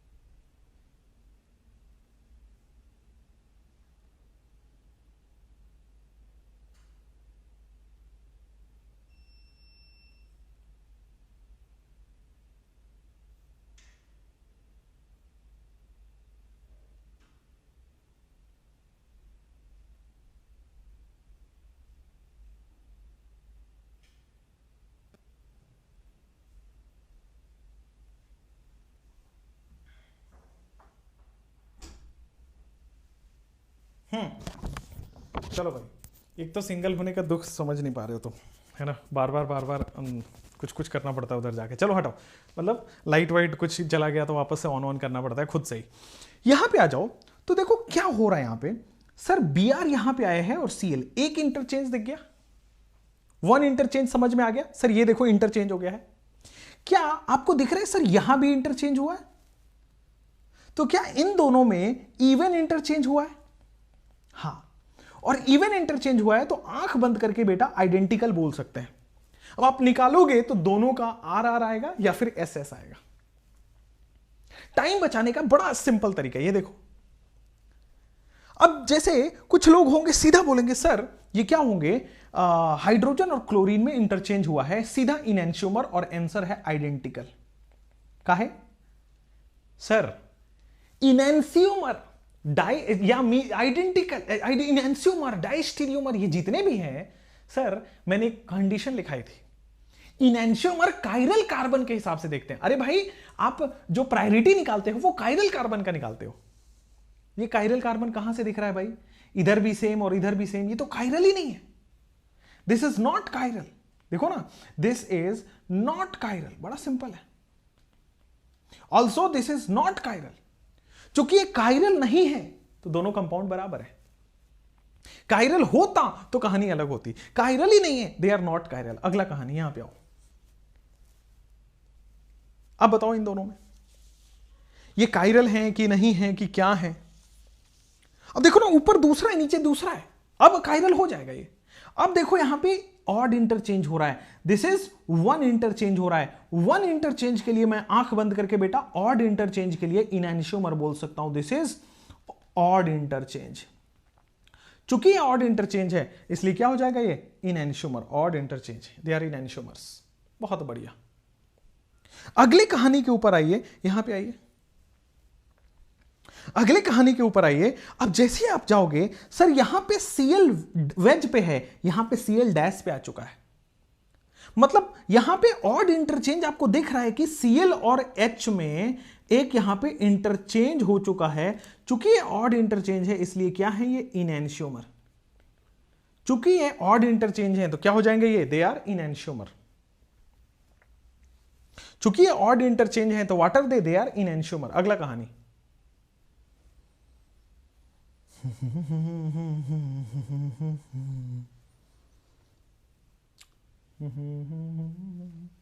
HCH3, ये कंपाउंड तो ठीक लग रहा बट इसमें ना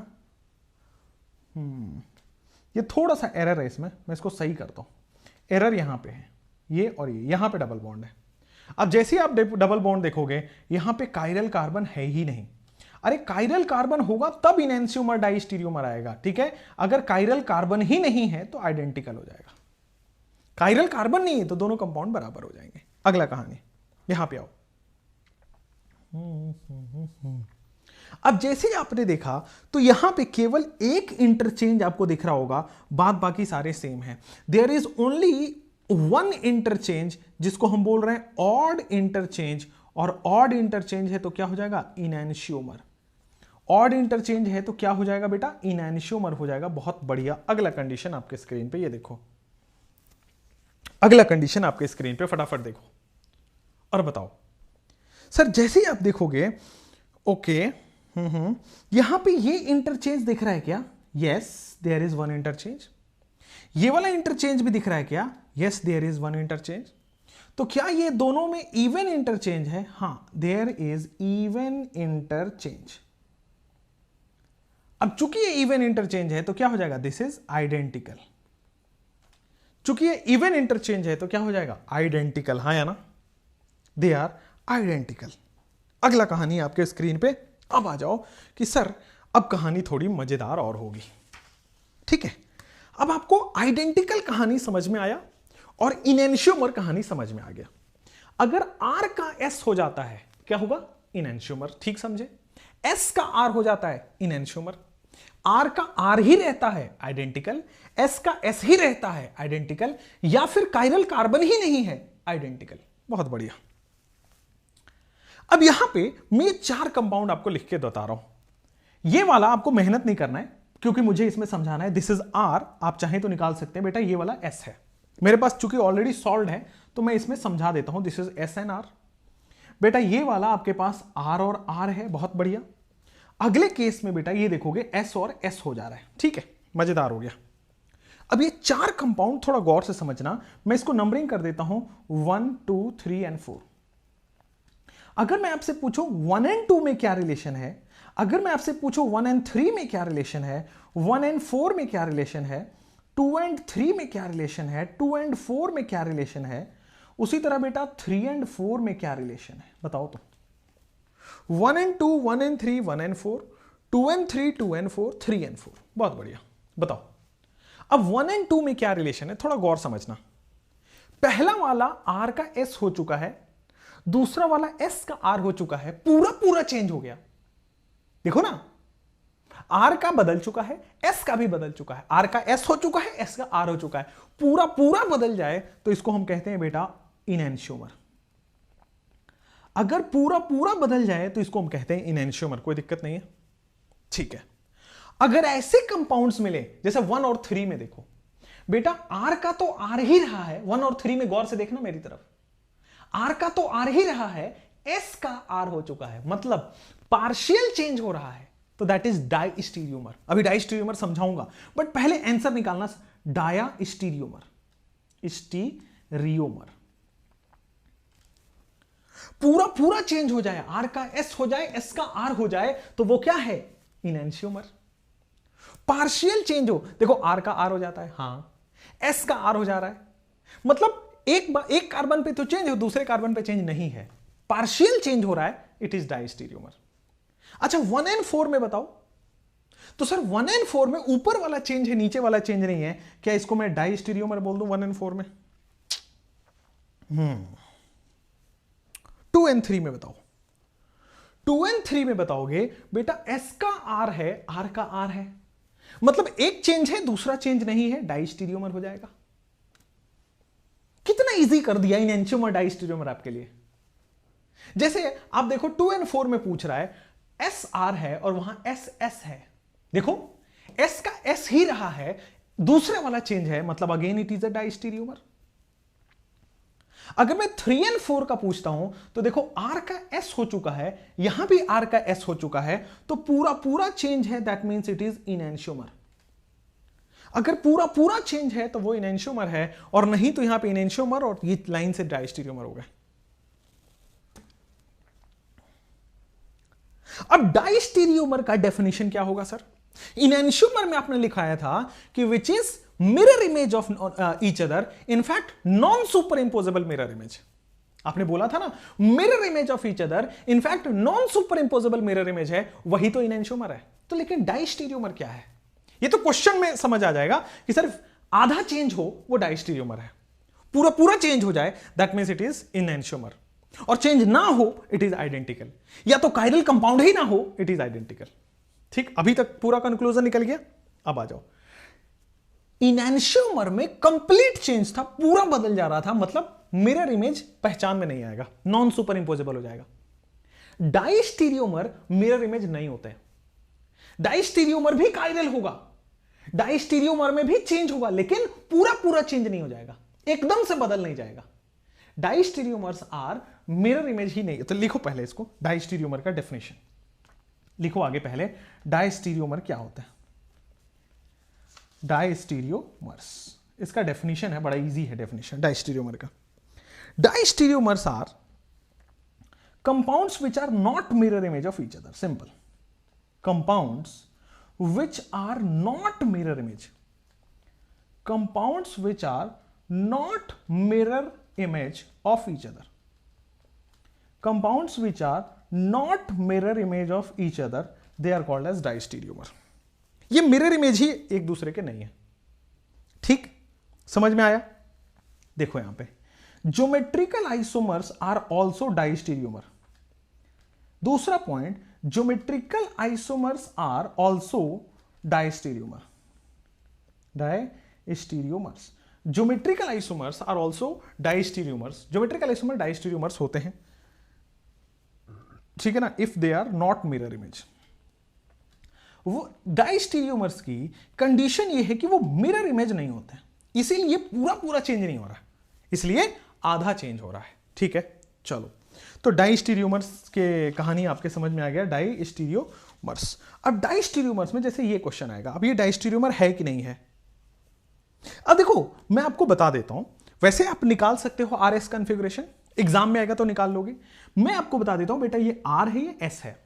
अगर आप पहली बार कर रहे हैं तो स्क्रीन पॉज करके निकाल लें। और ये वाला बेटा आर है और आर है। देखो पहला चेंज नहीं हुआ, दूसरा चेंज हो गया। अच्छा, इट इज पार्शियल चेंज है। चूंकि ये पार्शियल चेंज है, क्या हो जाएगा बेटा, ये डाइस्टीरियोमर। पूरा पूरा चेंज नहीं हुआ, इट इज डाइस्टीरियोमर्स। हाँ या ना। अगला कहानी आपके स्क्रीन पे, ये डाइस्टीरियोमर है कि इनैंशियोमर है, तो आपको इसका भी कॉन्फ़िगरेशन निकालना पड़ेगा, इन दोनों का कॉन्फ़िगरेशन निकालना पड़ेगा। मैं आपको हेल्प कर देता हूं बेटा, ये आर और आर है और यहां पे एस और आर है। बेटा 50% चेंज है, नीचे वाला चेंज नहीं है, ऊपर वाला चेंज है। ये दोनों क्या है बेटा, डायस्टीरियोमर्स, ठीक है ना, इट इज डायस्टीरियोमर्स।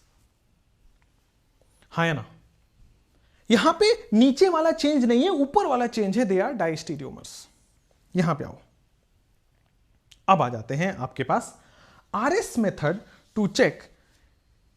अब एक शॉर्ट ट्रिक लिखो, अब एक शॉर्ट ट्रिक पहले लिख लो, very very important short trick. अब यहां पे बेटा इसी में मैं मीजो भी आपको कंक्लूड करूंगा, वैसे मीजो थोड़ी देर बाद अपने आप आएगा, टेंशन ना लेना। शॉर्ट ट्रिक क्या है, कहता है कि आरएस कॉन्फ़िगरेशन अगर सेम है, आरएस कॉन्फ़िगरेशन सेम, बेटा इफ आरएस कॉन्फ़िगरेशन सेम, अगर आरएस कॉन्फ़िगरेशन सेम है, if RS configuration same, that means identical compound है।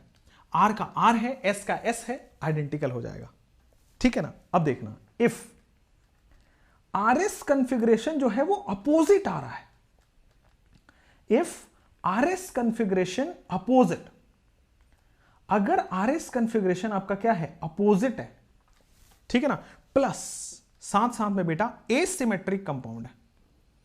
If RS configuration is opposite plus क्या है बेटा, एसिमेट्रिक कंपाउंड है, तो ये क्या हो जाएंगे बेटा, ये दोनों इनैंशियोमर। अच्छा, एसिमेट्रिक कंपाउंड आप कैसे जानते हो, एसिमेट्रिक बोलो या अनसिमेट्रिक बोलो। तो सर एसिमेट्रिक अनसिमेट्रिक कैसे, मतलब वहां पे कोई भी पीओएस नहीं होगा या कॉमा नो सीओएस, कोई भी पीओएस सीओएस नहीं होगा, तब जाके वो अनसिमेट्रिक हुआ। आरएस कॉन्फ़िगरेशन अपोजिट है और वहां पे पीओएस सीओएस नहीं है। अब थोड़ा सा पीछे लेके जाता हूं बेटा, यहां पे थोड़ा गौर देखोगे क्या, गौर से देखोगे क्या, ये दोनों में, ये दोनों जैसे डाइस्टीरियोमर्स हैं, यहां देखोगे बॉस, यहां पे ना कोई प्लेन ऑफ सिमेट्री आ जाएगी, डाइस्टीरियोमर्स में प्लेन ऑफ सिमेट्री आ जाएगी। थोड़ा गौर, एक बार और रुक जाओ। अगर आरएस कॉन्फ़िगरेशन अपोजिट है, if RS configuration opposite plus symmetrical compound है, अगर आरएस कॉन्फ़िगरेशन अपोजिट है और सिमेट्रिकल कंपाउंड है, तो क्या हो जाएंगे, ये दोनों के दोनों सर आइडेंटिकल हो जाएंगे। ओके, और कहता है कि if RS configuration neither same, if RS configuration neither same nor opposite, आधा आधा चेंज है, नाइदर सेम नॉर अपोजिट, ना ही तो वो सेम हो रहा है ना ही वो अपोजिट हो रहा है, तो बेटा क्या हो जाएगा, डायस्टीरियोमर्स। क्या हो जाएंगे, डायस्टीरियोमर्स। अगर आरएस कॉन्फ़िगरेशन सेम है तो वो आइडेंटिकल हो गए, कॉन्फ़िगरेशन अगर अपोजिट है और एसिमेट्रिक है तो इनैंशियोमर। अभी आगे वाले आपके क्वेश्चंस में दिखा दूंगा। आरएस कॉन्फ़िगरेशन सेम है विद पीओएस सीओएस तो आइडेंटिकल हो जाएंगे, RS configuration opposite with POS COS तो आइडेंटिकल हो जाएंगे। इसमें शायद आपको डाउट लग रहा होगा, बट वो क्वेश्चंस में समझ आएगा। आरएस कॉन्फ़िगरेशन नहीं तो सेम है ना ही अपोजिट है, मतलब आप लिखो पार्शियल चेंज हो रहा है, तो दैट मींस वो क्या है, वो डायस्टीरियोमर है। पार्शियल चेंज हो रहा है तो वो डायस्टीरियोमर है, लिख लिया होगा। अब क्वेश्चंस में इसको लगाने की बारी है, जैसे ये दोनों देखो। अब मैं आपको बता देता हूं पहले बॉस, देखो मेरे पास तो सॉल्व है, ये आर है, ये एस है, ये एस है और ये आर है, ये एस है और ये एस है। अब मुझे बताओ आप कि ये क्या है, इनैंशियोमर है कि डायस्टीरियोमर है कि आइडेंटिकल है। अभी मीजो थोड़ी देर में आता हूं, अभी मीजो थोड़ी देर बाद आता हूं, पहले इन तीनों में बताओ, ए एंड बी में बताओ। चलो 1 एंड 2, चलो इसको ए मान लो, इसको बी मान लो, इसको सी मान लो। ए एंड बी क्या है, उसी तरह ए एंड सी क्या है, उसी तरह बी एंड सी क्या है। चलो आओ, ए एंड बी में देखो, आर का एस हो चुका है और दूसरा वाला एस का आर हो चुका है। ए एंड बी में देखो R का S हो चुका है, S का R हो चुका है, 100% चेंज समझ में आ रहा होगा। इनैंशियोमर लिखने का मन कर रहा है, लेकिन बेटा साथ में ये सिमेट्रिकल कंपाउंड भी तो है। देखो COS पता चल रहा है क्या? ऊपर जाओगे तो Cl, नीचे की तरफ भी Cl है। सिमिलरली यहां पे ऊपर की तरफ जितना Cl आ रहा है, नीचे की तरफ उतना ही Cl आ रहा है। तो बेटा ये दोनों क्या हैं? A and B have symmetrical compound. A and B क्या है बेटा? ये सिमेट्रिकल कंपाउंड है। बहुत बढ़िया, अमेजिंग। पहला और दूसरा क्या है बेटा? जितना ऊपर आ रहा है उतना ही वो नीचे जा रहा है। ये क्या है? सिमेट्रिकल कंपाउंड हो गया, क्योंकि कॉन्फ़िगरेशन चेंज बट अगर सिमेट्रिकल कंपाउंड है, कॉन्फ़िगरेशन चेंज लेकिन POS COS है, तो सिमेट्रिकल। सिमेट्रिकल बोलने से अच्छा है बेटा आइडेंटिकल बोल लो, थोड़ा और अच्छा हो जाएगा। सिमेट्रिकल बोलने से अच्छा है आइडेंटिकल कंपाउंड बोल लो। ओके, अच्छा A एंड C में सोचो तो, सर R का S हो गया लेकिन दूसरा वाला S का S है। पार्शियल चेंज को मैं डाइस्टेरियोमर बोलूंगा, जो कि आपका जवाब सही है। समझ आ रहा है? धीरे धीरे रिफाइन होगा, धीरे धीरे जब लेक्चर खत्म होगा तब जाके आपको पता चलेगा, अच्छा केवल RS कॉन्फ़िगरेशन अपोजिट होने से इनैंशियोमर नहीं बोलते। यही तो लोगों की कंफ्यूजन होती है। RS configuration same plus RS configuration opposite है और साथ में अगर सिमेट्रिकल हो गया तो आइडेंटिकल हो जाएगा। लेकिन RS कॉन्फ़िगरेशन सेम और दोनों सिमेट्रिकल नहीं है तो क्या हो जाएंगे? अगर अनसिमेट्रिकल है तो इनैंशियोमर बोल देते। चलो B एंड C में बताओ। SR का SS हो गया, SR का SS हो गया बेटा, एक चेंज हुआ एक नहीं चेंज हुआ है, मतलब डाइस्टेरियोमर हो गया। अगला केस पे आओ, अगला केस पे आओ। क्या ये डाइस्टेरियोमर है या नहीं है? और डाइस्टेरियोमर है तो कैसे है? हाँ बेटा ये देखोगे, दिस इज ट्रांस। देखो ना, डबल बॉन्ड के एक ऊपर और एक नीचे की तरफ जा रहा है, दिस इज ट्रांस। यहां डबल बॉन्ड के दोनों तरफ ऊपर जा रहा है सिस। सिस एंड ट्रांस बेटा ये डाइस्टेरियोमर्स होते हैं। Geometrical isomers are diastereomers. GI दोनों सिस ट्रांस ज्योमेट्रिक डाइस्टेरियोमर्स में काउंट होते हैं। अगला केस, अगला केस चलो, A मान लो इसको, B मान लो इसको, C मान लो इसको। A एंड B में क्या रिलेशन है? B एंड C में क्या रिलेशन है? A एंड C में क्या रिलेशन है? A and B, B and C, A and C में क्या रिलेशन है? फटाफट बताओ। A and B, B and C and A and C में क्या रिलेशन है? तो बेटा A एंड B की कहानी हम समझते हैं। सर यहां पे मैं बता दूं, this is S, this is S। यहां पे ये दोनों R और R है और यहां पे ये S और ये R है। चलो इतना मैंने हेल्प किया। अब बताओ सर, ये देखो S का R हो चुका है, पहला चेंज है। S का R हो चुका है, दूसरा भी चेंज है। अब इन कॉन्फ़िगरेशन अपोजिट है। अब सिमेट्रिकल है कि एसिमेट्रिकल है? तो सोचो सर, बीचों बीच काटेंगे POS नहीं मिलेगा। क्यों? लेफ्ट साइड में डैश पे है, राइट साइड में वेज पे है। भाई या तो दोनों तरफ वेज हो या तो दोनों तरफ डैश हो, तो नहीं। COS है क्या? सर जितना ऊपर जाना है उतना ही नीचे जाना है, नहीं होगा। COS भी नहीं है। सेम चीज यहां है सर, काटने पे POS COS नहीं मिलेगा। बहुत अच्छी बात, मजा आ रहा है आपको। कॉन्फ़िगरेशन अपोजिट है भाई, कॉन्फ़िगरेशन अपोजिट है एंड POS नहीं है। सुनना सुनना सुनना, कॉन्फ़िगरेशन अपोजिट है और अनसिमेट्रिकल है, तो बेटा आंख बंद करके इसका आंसर हो जाएगा इनैंशियोमर। अच्छा A एंड C में बताओ यार, A एंड C में बेटा पार्शियल चेंज है, क्या ये डाइस्टेरियोमर हो जाएगा? A एंड C में बेटा पार्शियल चेंज है, क्या ये डाइस्टेरियोमर हो जाएगा? B एंड C में ये पार्शियल चेंज है, क्या ये डाइस्टेरियोमर हो जाएगा? A एंड B इनैंशियोमर है, B एंड C डाइस्टेरियोमर है, A एंड C डाइस्टेरियोमर है। ओके, नेक्स्ट कंडीशन आपके स्क्रीन पे ये दोनों का बताओ। नेक्स्ट कंडीशन आपके स्क्रीन पे ये दोनों क्या है? चलो ये R और ये R है, आपकी सहूलियत के लिए ये R और ये S है।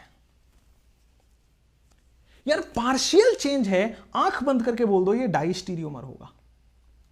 इनैंशियोमर डाइस्टेरियोमर आइडेंटिकल अब तक क्लियर होगा।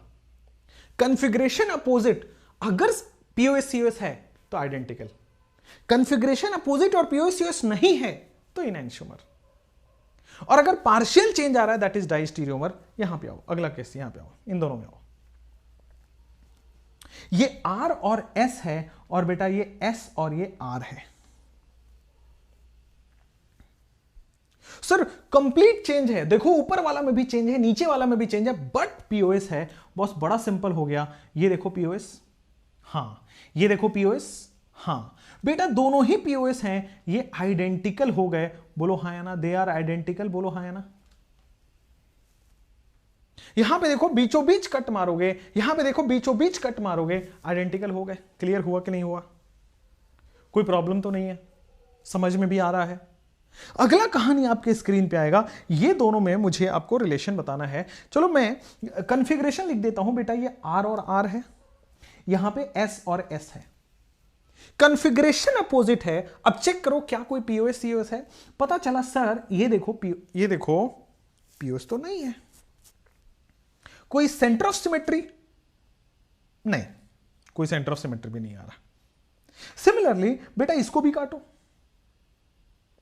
सर इसमें पीओएस तो नहीं है, तो क्या ये इनैंशियोमर बोल सकता हूं मैं? क्या ये इसको मैं इनैंशियोमर बोल सकता हूं? यस। अगला कहानी मैं आपके स्क्रीन पे लेके आता हूं, क्या ये दोनों क्या है? ये एस और आर है, और ये बेटा आर और एस है। कंप्लीट चेंज है, एस का आर का एस बेटा, लेकिन साथ में पीओएस है। कहानी की मर्म को समझना, इन दोनों में पीओएस है, ये दोनों आइडेंटिकल कंपाउंड है, ये they both are identical compound. कोई क्लियर, कोई दिक्कत तो नहीं है? They both are identical compound, कोई प्रॉब्लम तो नहीं है? आगे बढ़ सकते हैं क्या? तो यहां तक हमने समझा इनैंशियोमर, फिर हमने समझा आइडेंटिकल, फिर हमने समझा डाइस्टीरियोमर। लेकिन ये वाला केस तो देखो, ये चार कहानी। अब मैं मीजो कंपाउंड सिखाने वाला हूं, थोड़ा गौर से समझना बेटा। इसका कॉन्फ़िगरेशन है आर, इसका एस है, बहुत बढ़िया। इसका एस है सर, और इसका आर है सर, अमेजिंग। ये दोनों में भी आर है, अमेजिंग हो गया। ये दोनों में भी एस है, अमेजिंग हो गया। अब मुझे आपसे बस रिलेशन पूछना है 1 and 2 का, 1 and 3 का, 1 and 4 का, 2 and 3 का, 2 and 4 का, 3 and 4 का, 1 and 2 का बताओ। ऊपर वाला चेंज है, नीचे वाला चेंज है, लेकिन क्या पीओएस सीओएस है? Yes, it has a POS COS. ध्यान रखना बेटा, इट हैज अ पीओएस। अगर पूरा पूरा चेंज है और पीओएस आ रहा है, तो क्या आप बोल सकते हो सर दिस इज आइडेंटिकल? हां जी, क्लियर। प्रीवियस ईयर का क्वेश्चन है। 1 and 3 में तो बता दो सर, आर का आर ही रहा, एस का आर हो गया। आंख बंद करके हम डायस्टीरियोमर बोल सकते हैं। 1 and 3 की बात कर रहा हूं, आंख बंद। डायस्टीरियोमर तो बड़ा आसान है यार, इसमें तो कोई टेंशन ही नहीं लेना, पार्शियल चेंज होता है। 1 and 4 में देखो बेटा, 1 and 4 में आर का एस हुआ, नीचे वाला चेंज नहीं हुआ, इट इज डायस्टीरियोमर। 1 and 4 का भी डायस्टीरियोमर हो गया। Okay, 1 and 4 diastereomer. 2 and 3 में बताओ। 2 and 3 में बेटा ये S का R हो चुका है, यहां R का R है, ये दोनों अपोजिट है बेटा डायस्टीरियोमर्स, मतलब पार्शियल चेंज है डायस्टीरियोमर। अच्छा 2 and 4 में बताना, S का S है, R का S है, डायस्टीरियोमर।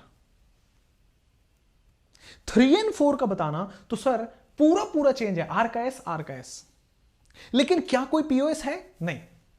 कोई सिमेट्री है? नहीं। तो क्या हो जाएगा? ये इनैंशियोमर। लास्ट वाला क्या हो जाएगा? इनैंशियोमर। कोई भी पीओएस नहीं है, it is इनैंशियोमर।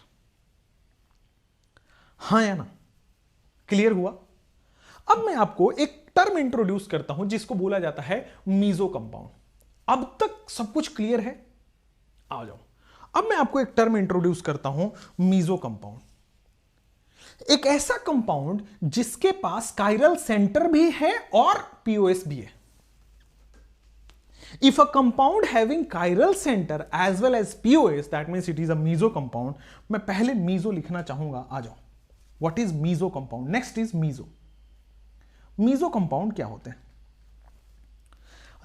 Such optically inactive, क्योंकि उसमें बेटा POS COS आ जाएंगे, तो बेटा वो ऑप्टिकली इनएक्टिव हो जाएंगे। तो meso is optically, such optically inactive compound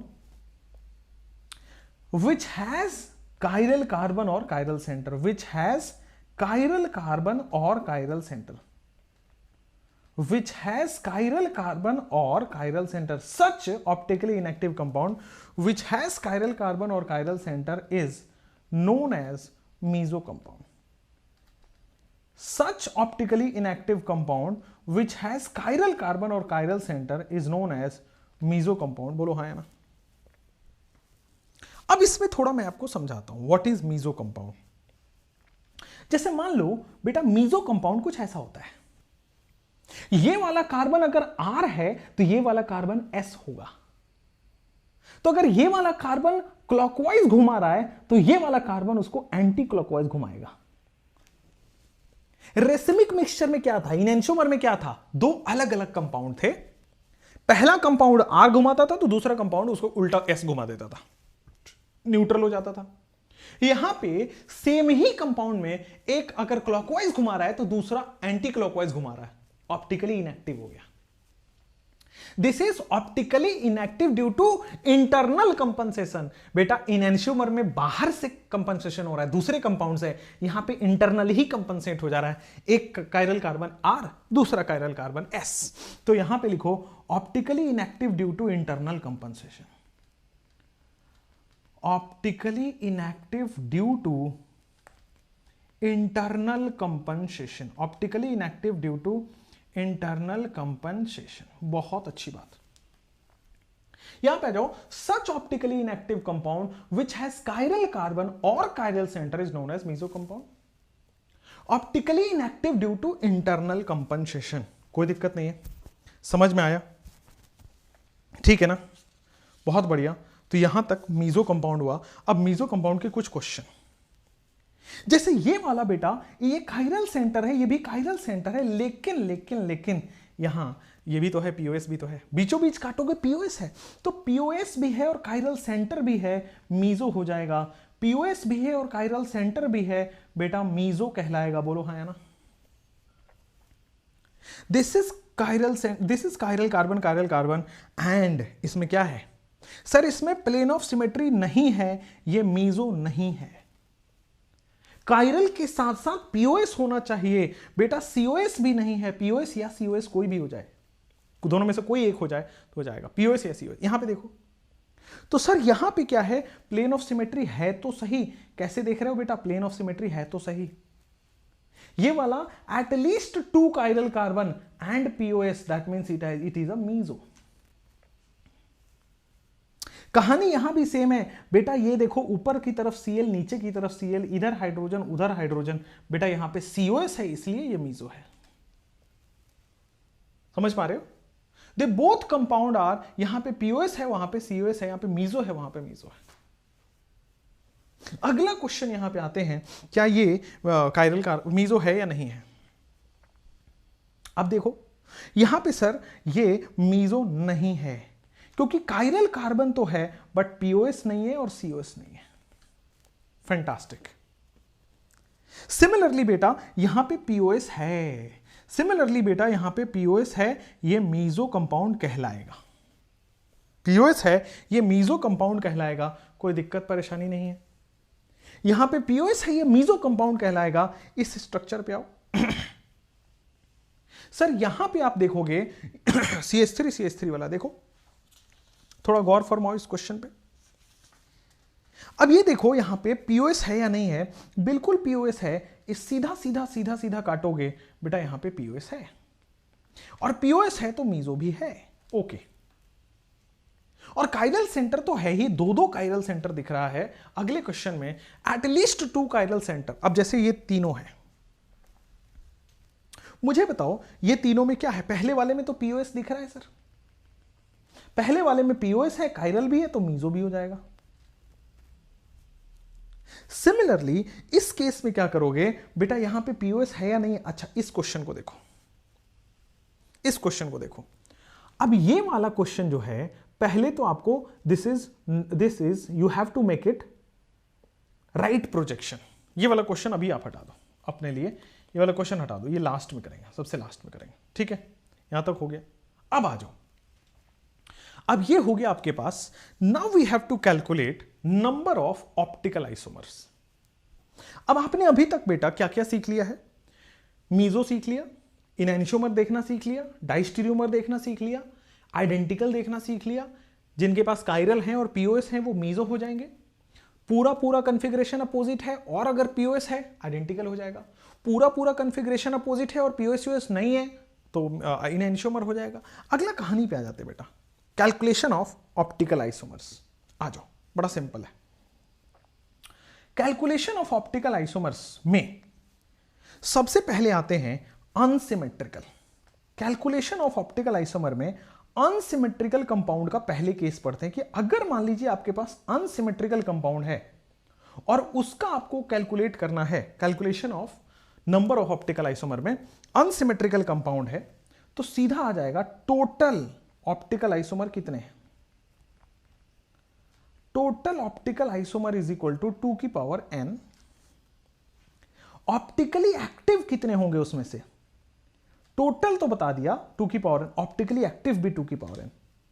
इसमें मीजो कितने होंगे, 0। इसमें इनएंशियोमेरिक पेयर अगर पूछे कि भाई अगर इनएंशियोमेरिक, अगर आपने जीआई निकाला था ना, सेम ही है, इनएंशियोमेरिक पेयर कितना हो जाएगा, 2 की पावर n-1। अब देखो ना, इसमें कोई भी सिमेट्री नहीं है। देखो इधर आयोडीन है, उधर क्लोरीन है, इधर, चलो तो यार सीधा सीधा दिख गया sir, this is chiral, this is chiral, this is chiral, n is equal to 3। Unsymmetrical n is equal to 3। Optical isomer कितने होंगे, बड़ा सिंपली बेटा, टोटल ऑप्टिकल आइसोमर, TOI का मतलब टोटल ऑप्टिकल आइसोमर आ जाएगा 2 की पावर 3, दैट मींस आ गया 8। आया नहीं आया बेटा? ऑप्टिकली एक्टिव कैसे देखोगे, ऑप्टिकली एक्टिव कैसे देखोगे, तो optically active is equal to 8, 2 की पावर n हो गया 8। इसमें से मीजो कितने होंगे बेटा, अनसिमेट्रिकल में मीजो नहीं होते हैं। इसमें से इनएंशियोमर कितने होंगे, इसमें से इनएंशियोमेरिक पेयर कितना होगा, तो बेटा इनएंशियोमेरिक पेयर हो जाएगा 2 की पावर n-1। तो क्या हो जाएगा, 2 की पावर 2 क्या हो जाएगा, 4। बहुत बढ़िया, 2 की पावर n-1 क्या हो जाएगा, 2 की पावर 2, दैट मींस 4।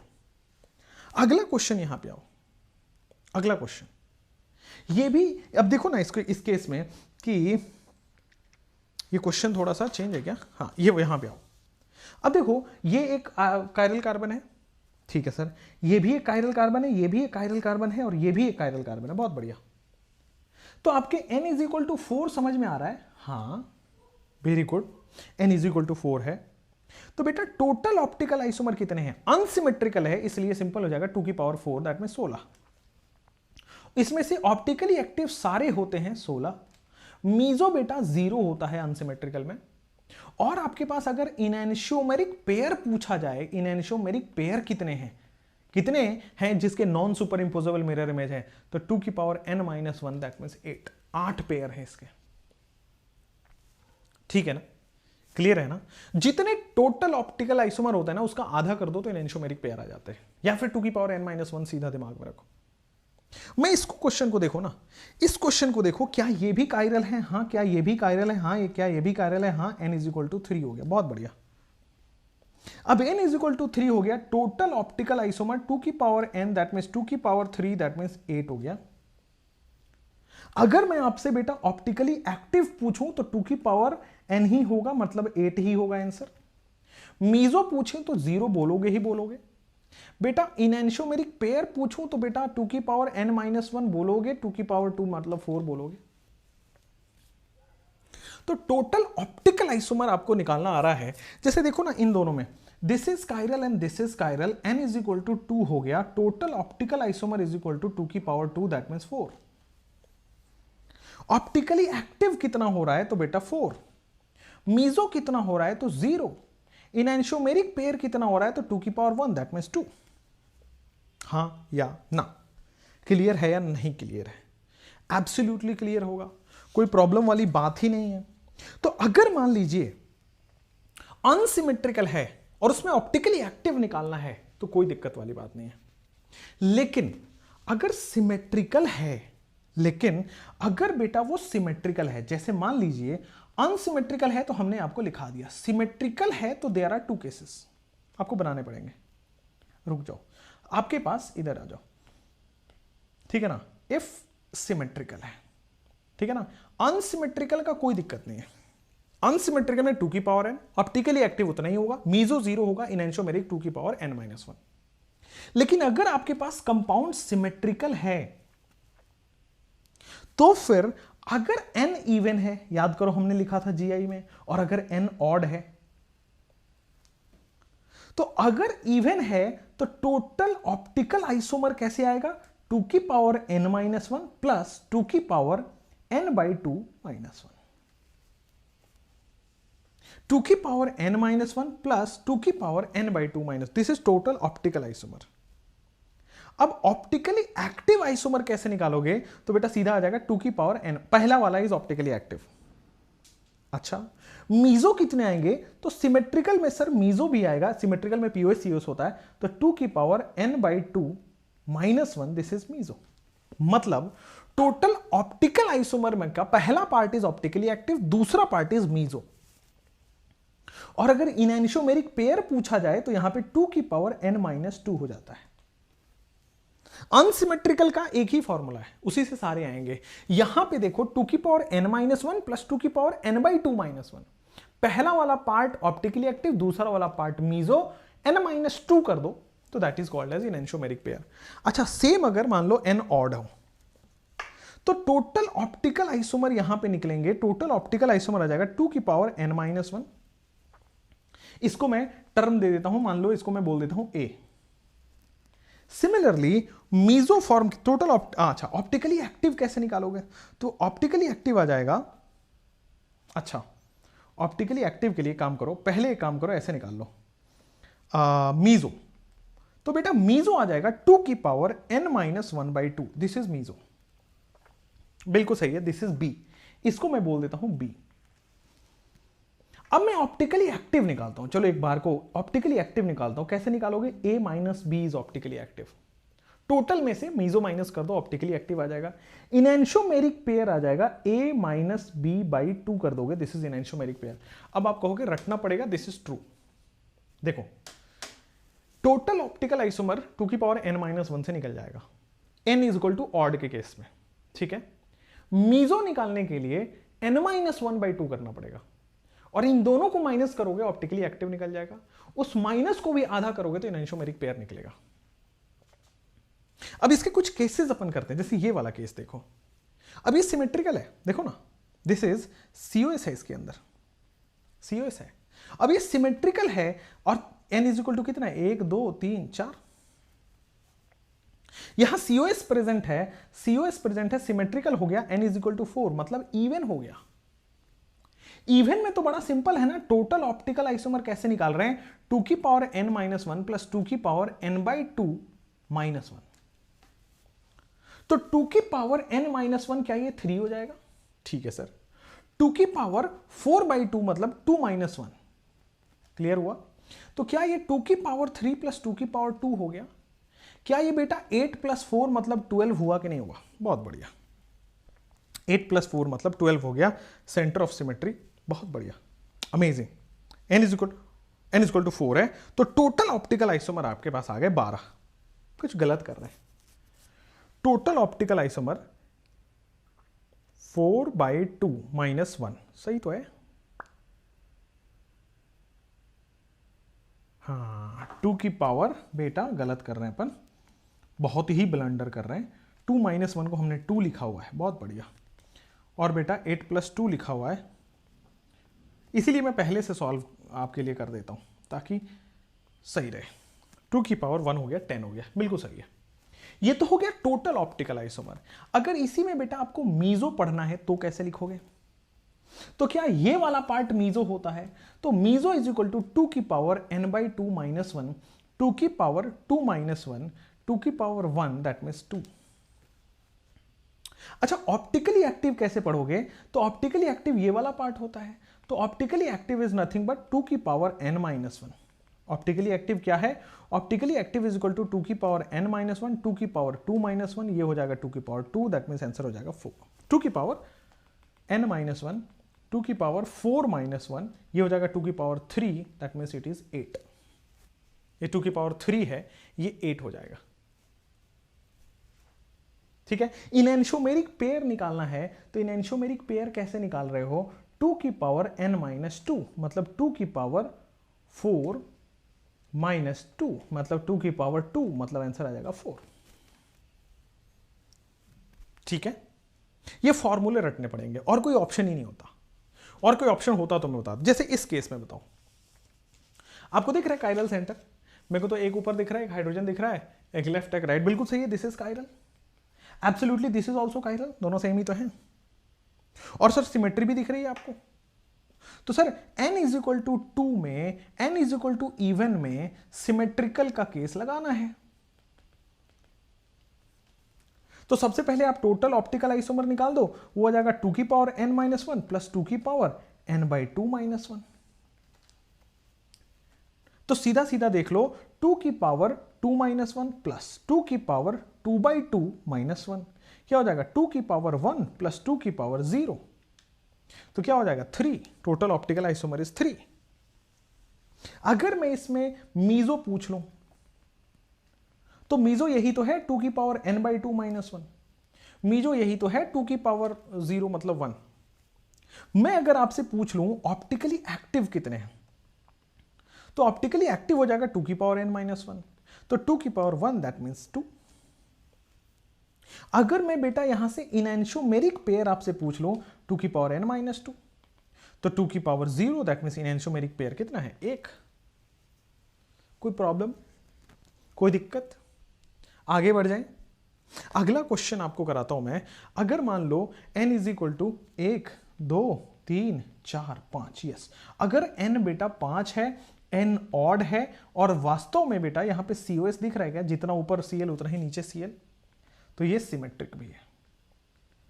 सिमेट्रिक में n ऑड है, n इज इक्वल टू 5 है, ध्यान देना है, सिमेट्रिक में n 5 है, तो क्या आपको दिख रहा है सर टोटल, चलो मैं आपको टोटल ऑप्टिकल आइसोमर निकाल रहा हूं, क्या हो जाएगा 2 की पावर n माइनस 1 होगा क्या, क्या बेटा 2 की पावर 5 माइनस 1 दैट मीन्स 2 की पावर 4 मतलब 16 हो गया क्या?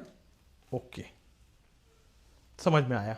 अगर आपको मीजो निकालना हो तो कैसे करोगे, तो सर मीजो निकालना है 2 की पावर n माइनस 1 बाई 2 कर देते हैं। सर आपने बताया था 2 की पावर 5 माइनस 1 बाई 2 मतलब 2 की पावर 4 बाई 2 मतलब 2 की पावर 2 मतलब हो गया 4। इसको हमने बोल दिया सर A और इसको हमने बोल दिया B, तो ऑप्टिकली एक्टिव नहीं निकाल पा रहे हो, A माइनस बी, 16 माइनस 4 मतलब 12। इन एनिशोमेरिक पेयर नहीं निकाल पा रहे हो बेटा, A माइनस बी बाई 2 6। अरे यार, बात समझ पा रहे हो क्या? तो इजी है, फॉर्मूला पुट करो, आंसर लाओ। ठीक है, एक और केस में करा देता हूं। ये n इज इक्वल टू 7 है और इसमें भी COS है, 1 2 3 4 5 6 7, n इज इक्वल टू 7 है, ऑड है बेटा, बड़ा सिंपल है। टोटल ऑप्टिकल आइसोमर चलो कर लो, टोटल ऑप्टिकल आइसोमर 2 की पावर n माइनस 1 आ जाएगा, तो बड़ा सिंपल आ गया सर, 2 की पावर 6 हो गया, तो सर क्या ये 64 हो जाता है। सिमिलरली मैं ऑप्टिकली एक्टिव निकालना चाहूं, नॉट ऑप्टिकली एक्टिव, पहले मैं मीजो निकाल देता हूं, मीजो निकाल दूंगा तो सर 2 की पावर n माइनस 1 बाई 2 आ जाएगा, 2 की पावर 3 आ जाएगा मतलब 8 आ जाएगा। ये बेटा A है, ये बेटा B है, ऑप्टिकली एक्टिव निकालोगे तो A माइनस बी आ जाता है, वो आ जाता है 14 में से हट गया 6 और ये हो गया 5 56। अगर मैं एनिशोमेरिक पेयर निकालूं तो A माइनस बी का भी आधा कर दो मतलब 28। कोई प्रॉब्लम, परेशानी नहीं है, बड़ा इजी होता है। अब आ जाते हैं counting of stereo isomer. Counting of stereo isomer, इससे सिंपल चीज आपको नहीं देखने को मिलेगा, ठीक है ना, इससे सिंपल चीज आपको नहीं देखने को मिलेगा। काउंटिंग ऑफ स्टीरियो आइसोमर मतलब इसमें ज्योमेट्रिकल भी काउंट होगा, ऑप्टिकल भी काउंट होगा। अब काउंटिंग ऑफ स्टीरियो आइसोमर बड़ा सेम है, same as geometrical isomerism, GI। Counting of stereo isomer बड़ा सेम एज GI। तो जैसे GI का काउंटिंग होता था, बताओ अनसिमेट्रिकल में कैसे देखते थे आप, GI 2 की पावर n कर देते थे ना, तो अनसिमेट्रिकल में स्टीरियो आइसोमर आप कैसे देखोगे, अनसिमेट्रिकल में स्टीरियो आइसोमर आप देखोगे 2 की पावर n करके। ये क्या कायरल है, हाँ ये भी कायरल है, हाँ this is also 1 point, n is equal to 3, 2 की पावर 3 कर दोगे, व्हाट इज दिस 8, आंसर खत्म। भाई अनसिमेट्रिकल है, काटने पे इधर डबल बॉन्ड इधर नहीं है, अनसिमेट्रिकल हो गया। n की वैल्यू देखो, यहां से GI हो रहा है, यहां से OI हो रहा है, कायरल है तो OI और डबल बॉन्ड है तो GI। n की वैल्यू 3, 2 की पावर 3 कर दो 8 आ गया। अगला क्वेश्चन देखो यहां पे, सर n की वैल्यू देखो ना, ये भी ये कायरल है एंड 1 और 2 मतलब n की वैल्यू 4 हो गई, अनसिमेट्रिकल है तो स्टीरियो आइसोमर कैसे आओगे? बड़ा सिंपल ऐसा है, 2 की पावर n दैट मींस 2 की पावर 4 दैट मींस 16। और कुछ करना है इसमें? इससे आसान कुछ होगा? ये देखो, ये क्या है sir? Chiral, this is chiral and n की वैल्यू 3 हो गई, तो क्या 2 की पावर 3 कर दोगे 8 हो जाएगा। ये क्या निकल रहा है? This is stereo isomer. Stereo isomer का मतलब कितने GI और OI सब मिला रहे हैं इसमें। How many GI and how many OI सब मिला के आंसर 8 आ रहा है, 2 की पावर 3 कर रहे हैं, सब मिला दे रहे हैं तो 2 की पावर 3 कर रहे हैं। जैसे यहां देखो, जैसे आप देखोगे सर ये GI शो कर रहा है, ये कायरल सेंटर भी है और ये भी कायरल सेंटर है, अनसिमेट्रिकल है, और अनसिमेट्रिकल में n की वैल्यू 3 है, 2 की पावर n हो जाएगा, 2 की पावर 3 हो जाएगा, बेटा 8 आ जाएगा। स्टीरियो आइसोमर का मतलब हो जाएगा आपके पास 8। बोलो हाँ या ना? स्टीरियो आइसोमर का आंसर हो जाएगा 8। बोलो हाँ या ना? Any problem, any doubt? आगे बढ़े। ये लो, ये भी बेटा कायरल है, ये भी कायरल है, ये भी कायरल है, अनसिमेट्रिकल है। और देखो ना ये GI भी शो कर रहा है, अनसिमेट्रिकल है, n इक्वल टू 4 है, 2 की पावर 4 मतलब 16। अनसिमेट्रिकल है, 2 की पावर 4 का मतलब हो गया 16। अगला क्वेश्चन बेटा, एक ये है और एक ये है, n की वैल्यू 2 है, अनसिमेट्रिकल है, तो बेटा 2 की पावर n मतलब 2 की पावर 2 मतलब 4 हो जाएगा। बोलो हाँ या ना? 2 की पावर n मतलब 2 की पावर 2 मतलब 4 हो जाएगा। बोलो हाँ या ना? अगला क्वेश्चन आपके स्क्रीन पे, आप बताते जाओ सर ये भी कायरल है और ये एक GI है, तो n की वैल्यू 2 हो जाएगा, n की वैल्यू 2 हो जाएगा, अनसिमेट्रिकल हो जाएगा, बेटा 2 की पावर n करोगे, 2 की पावर 2 करोगे 4 हो जाएगा।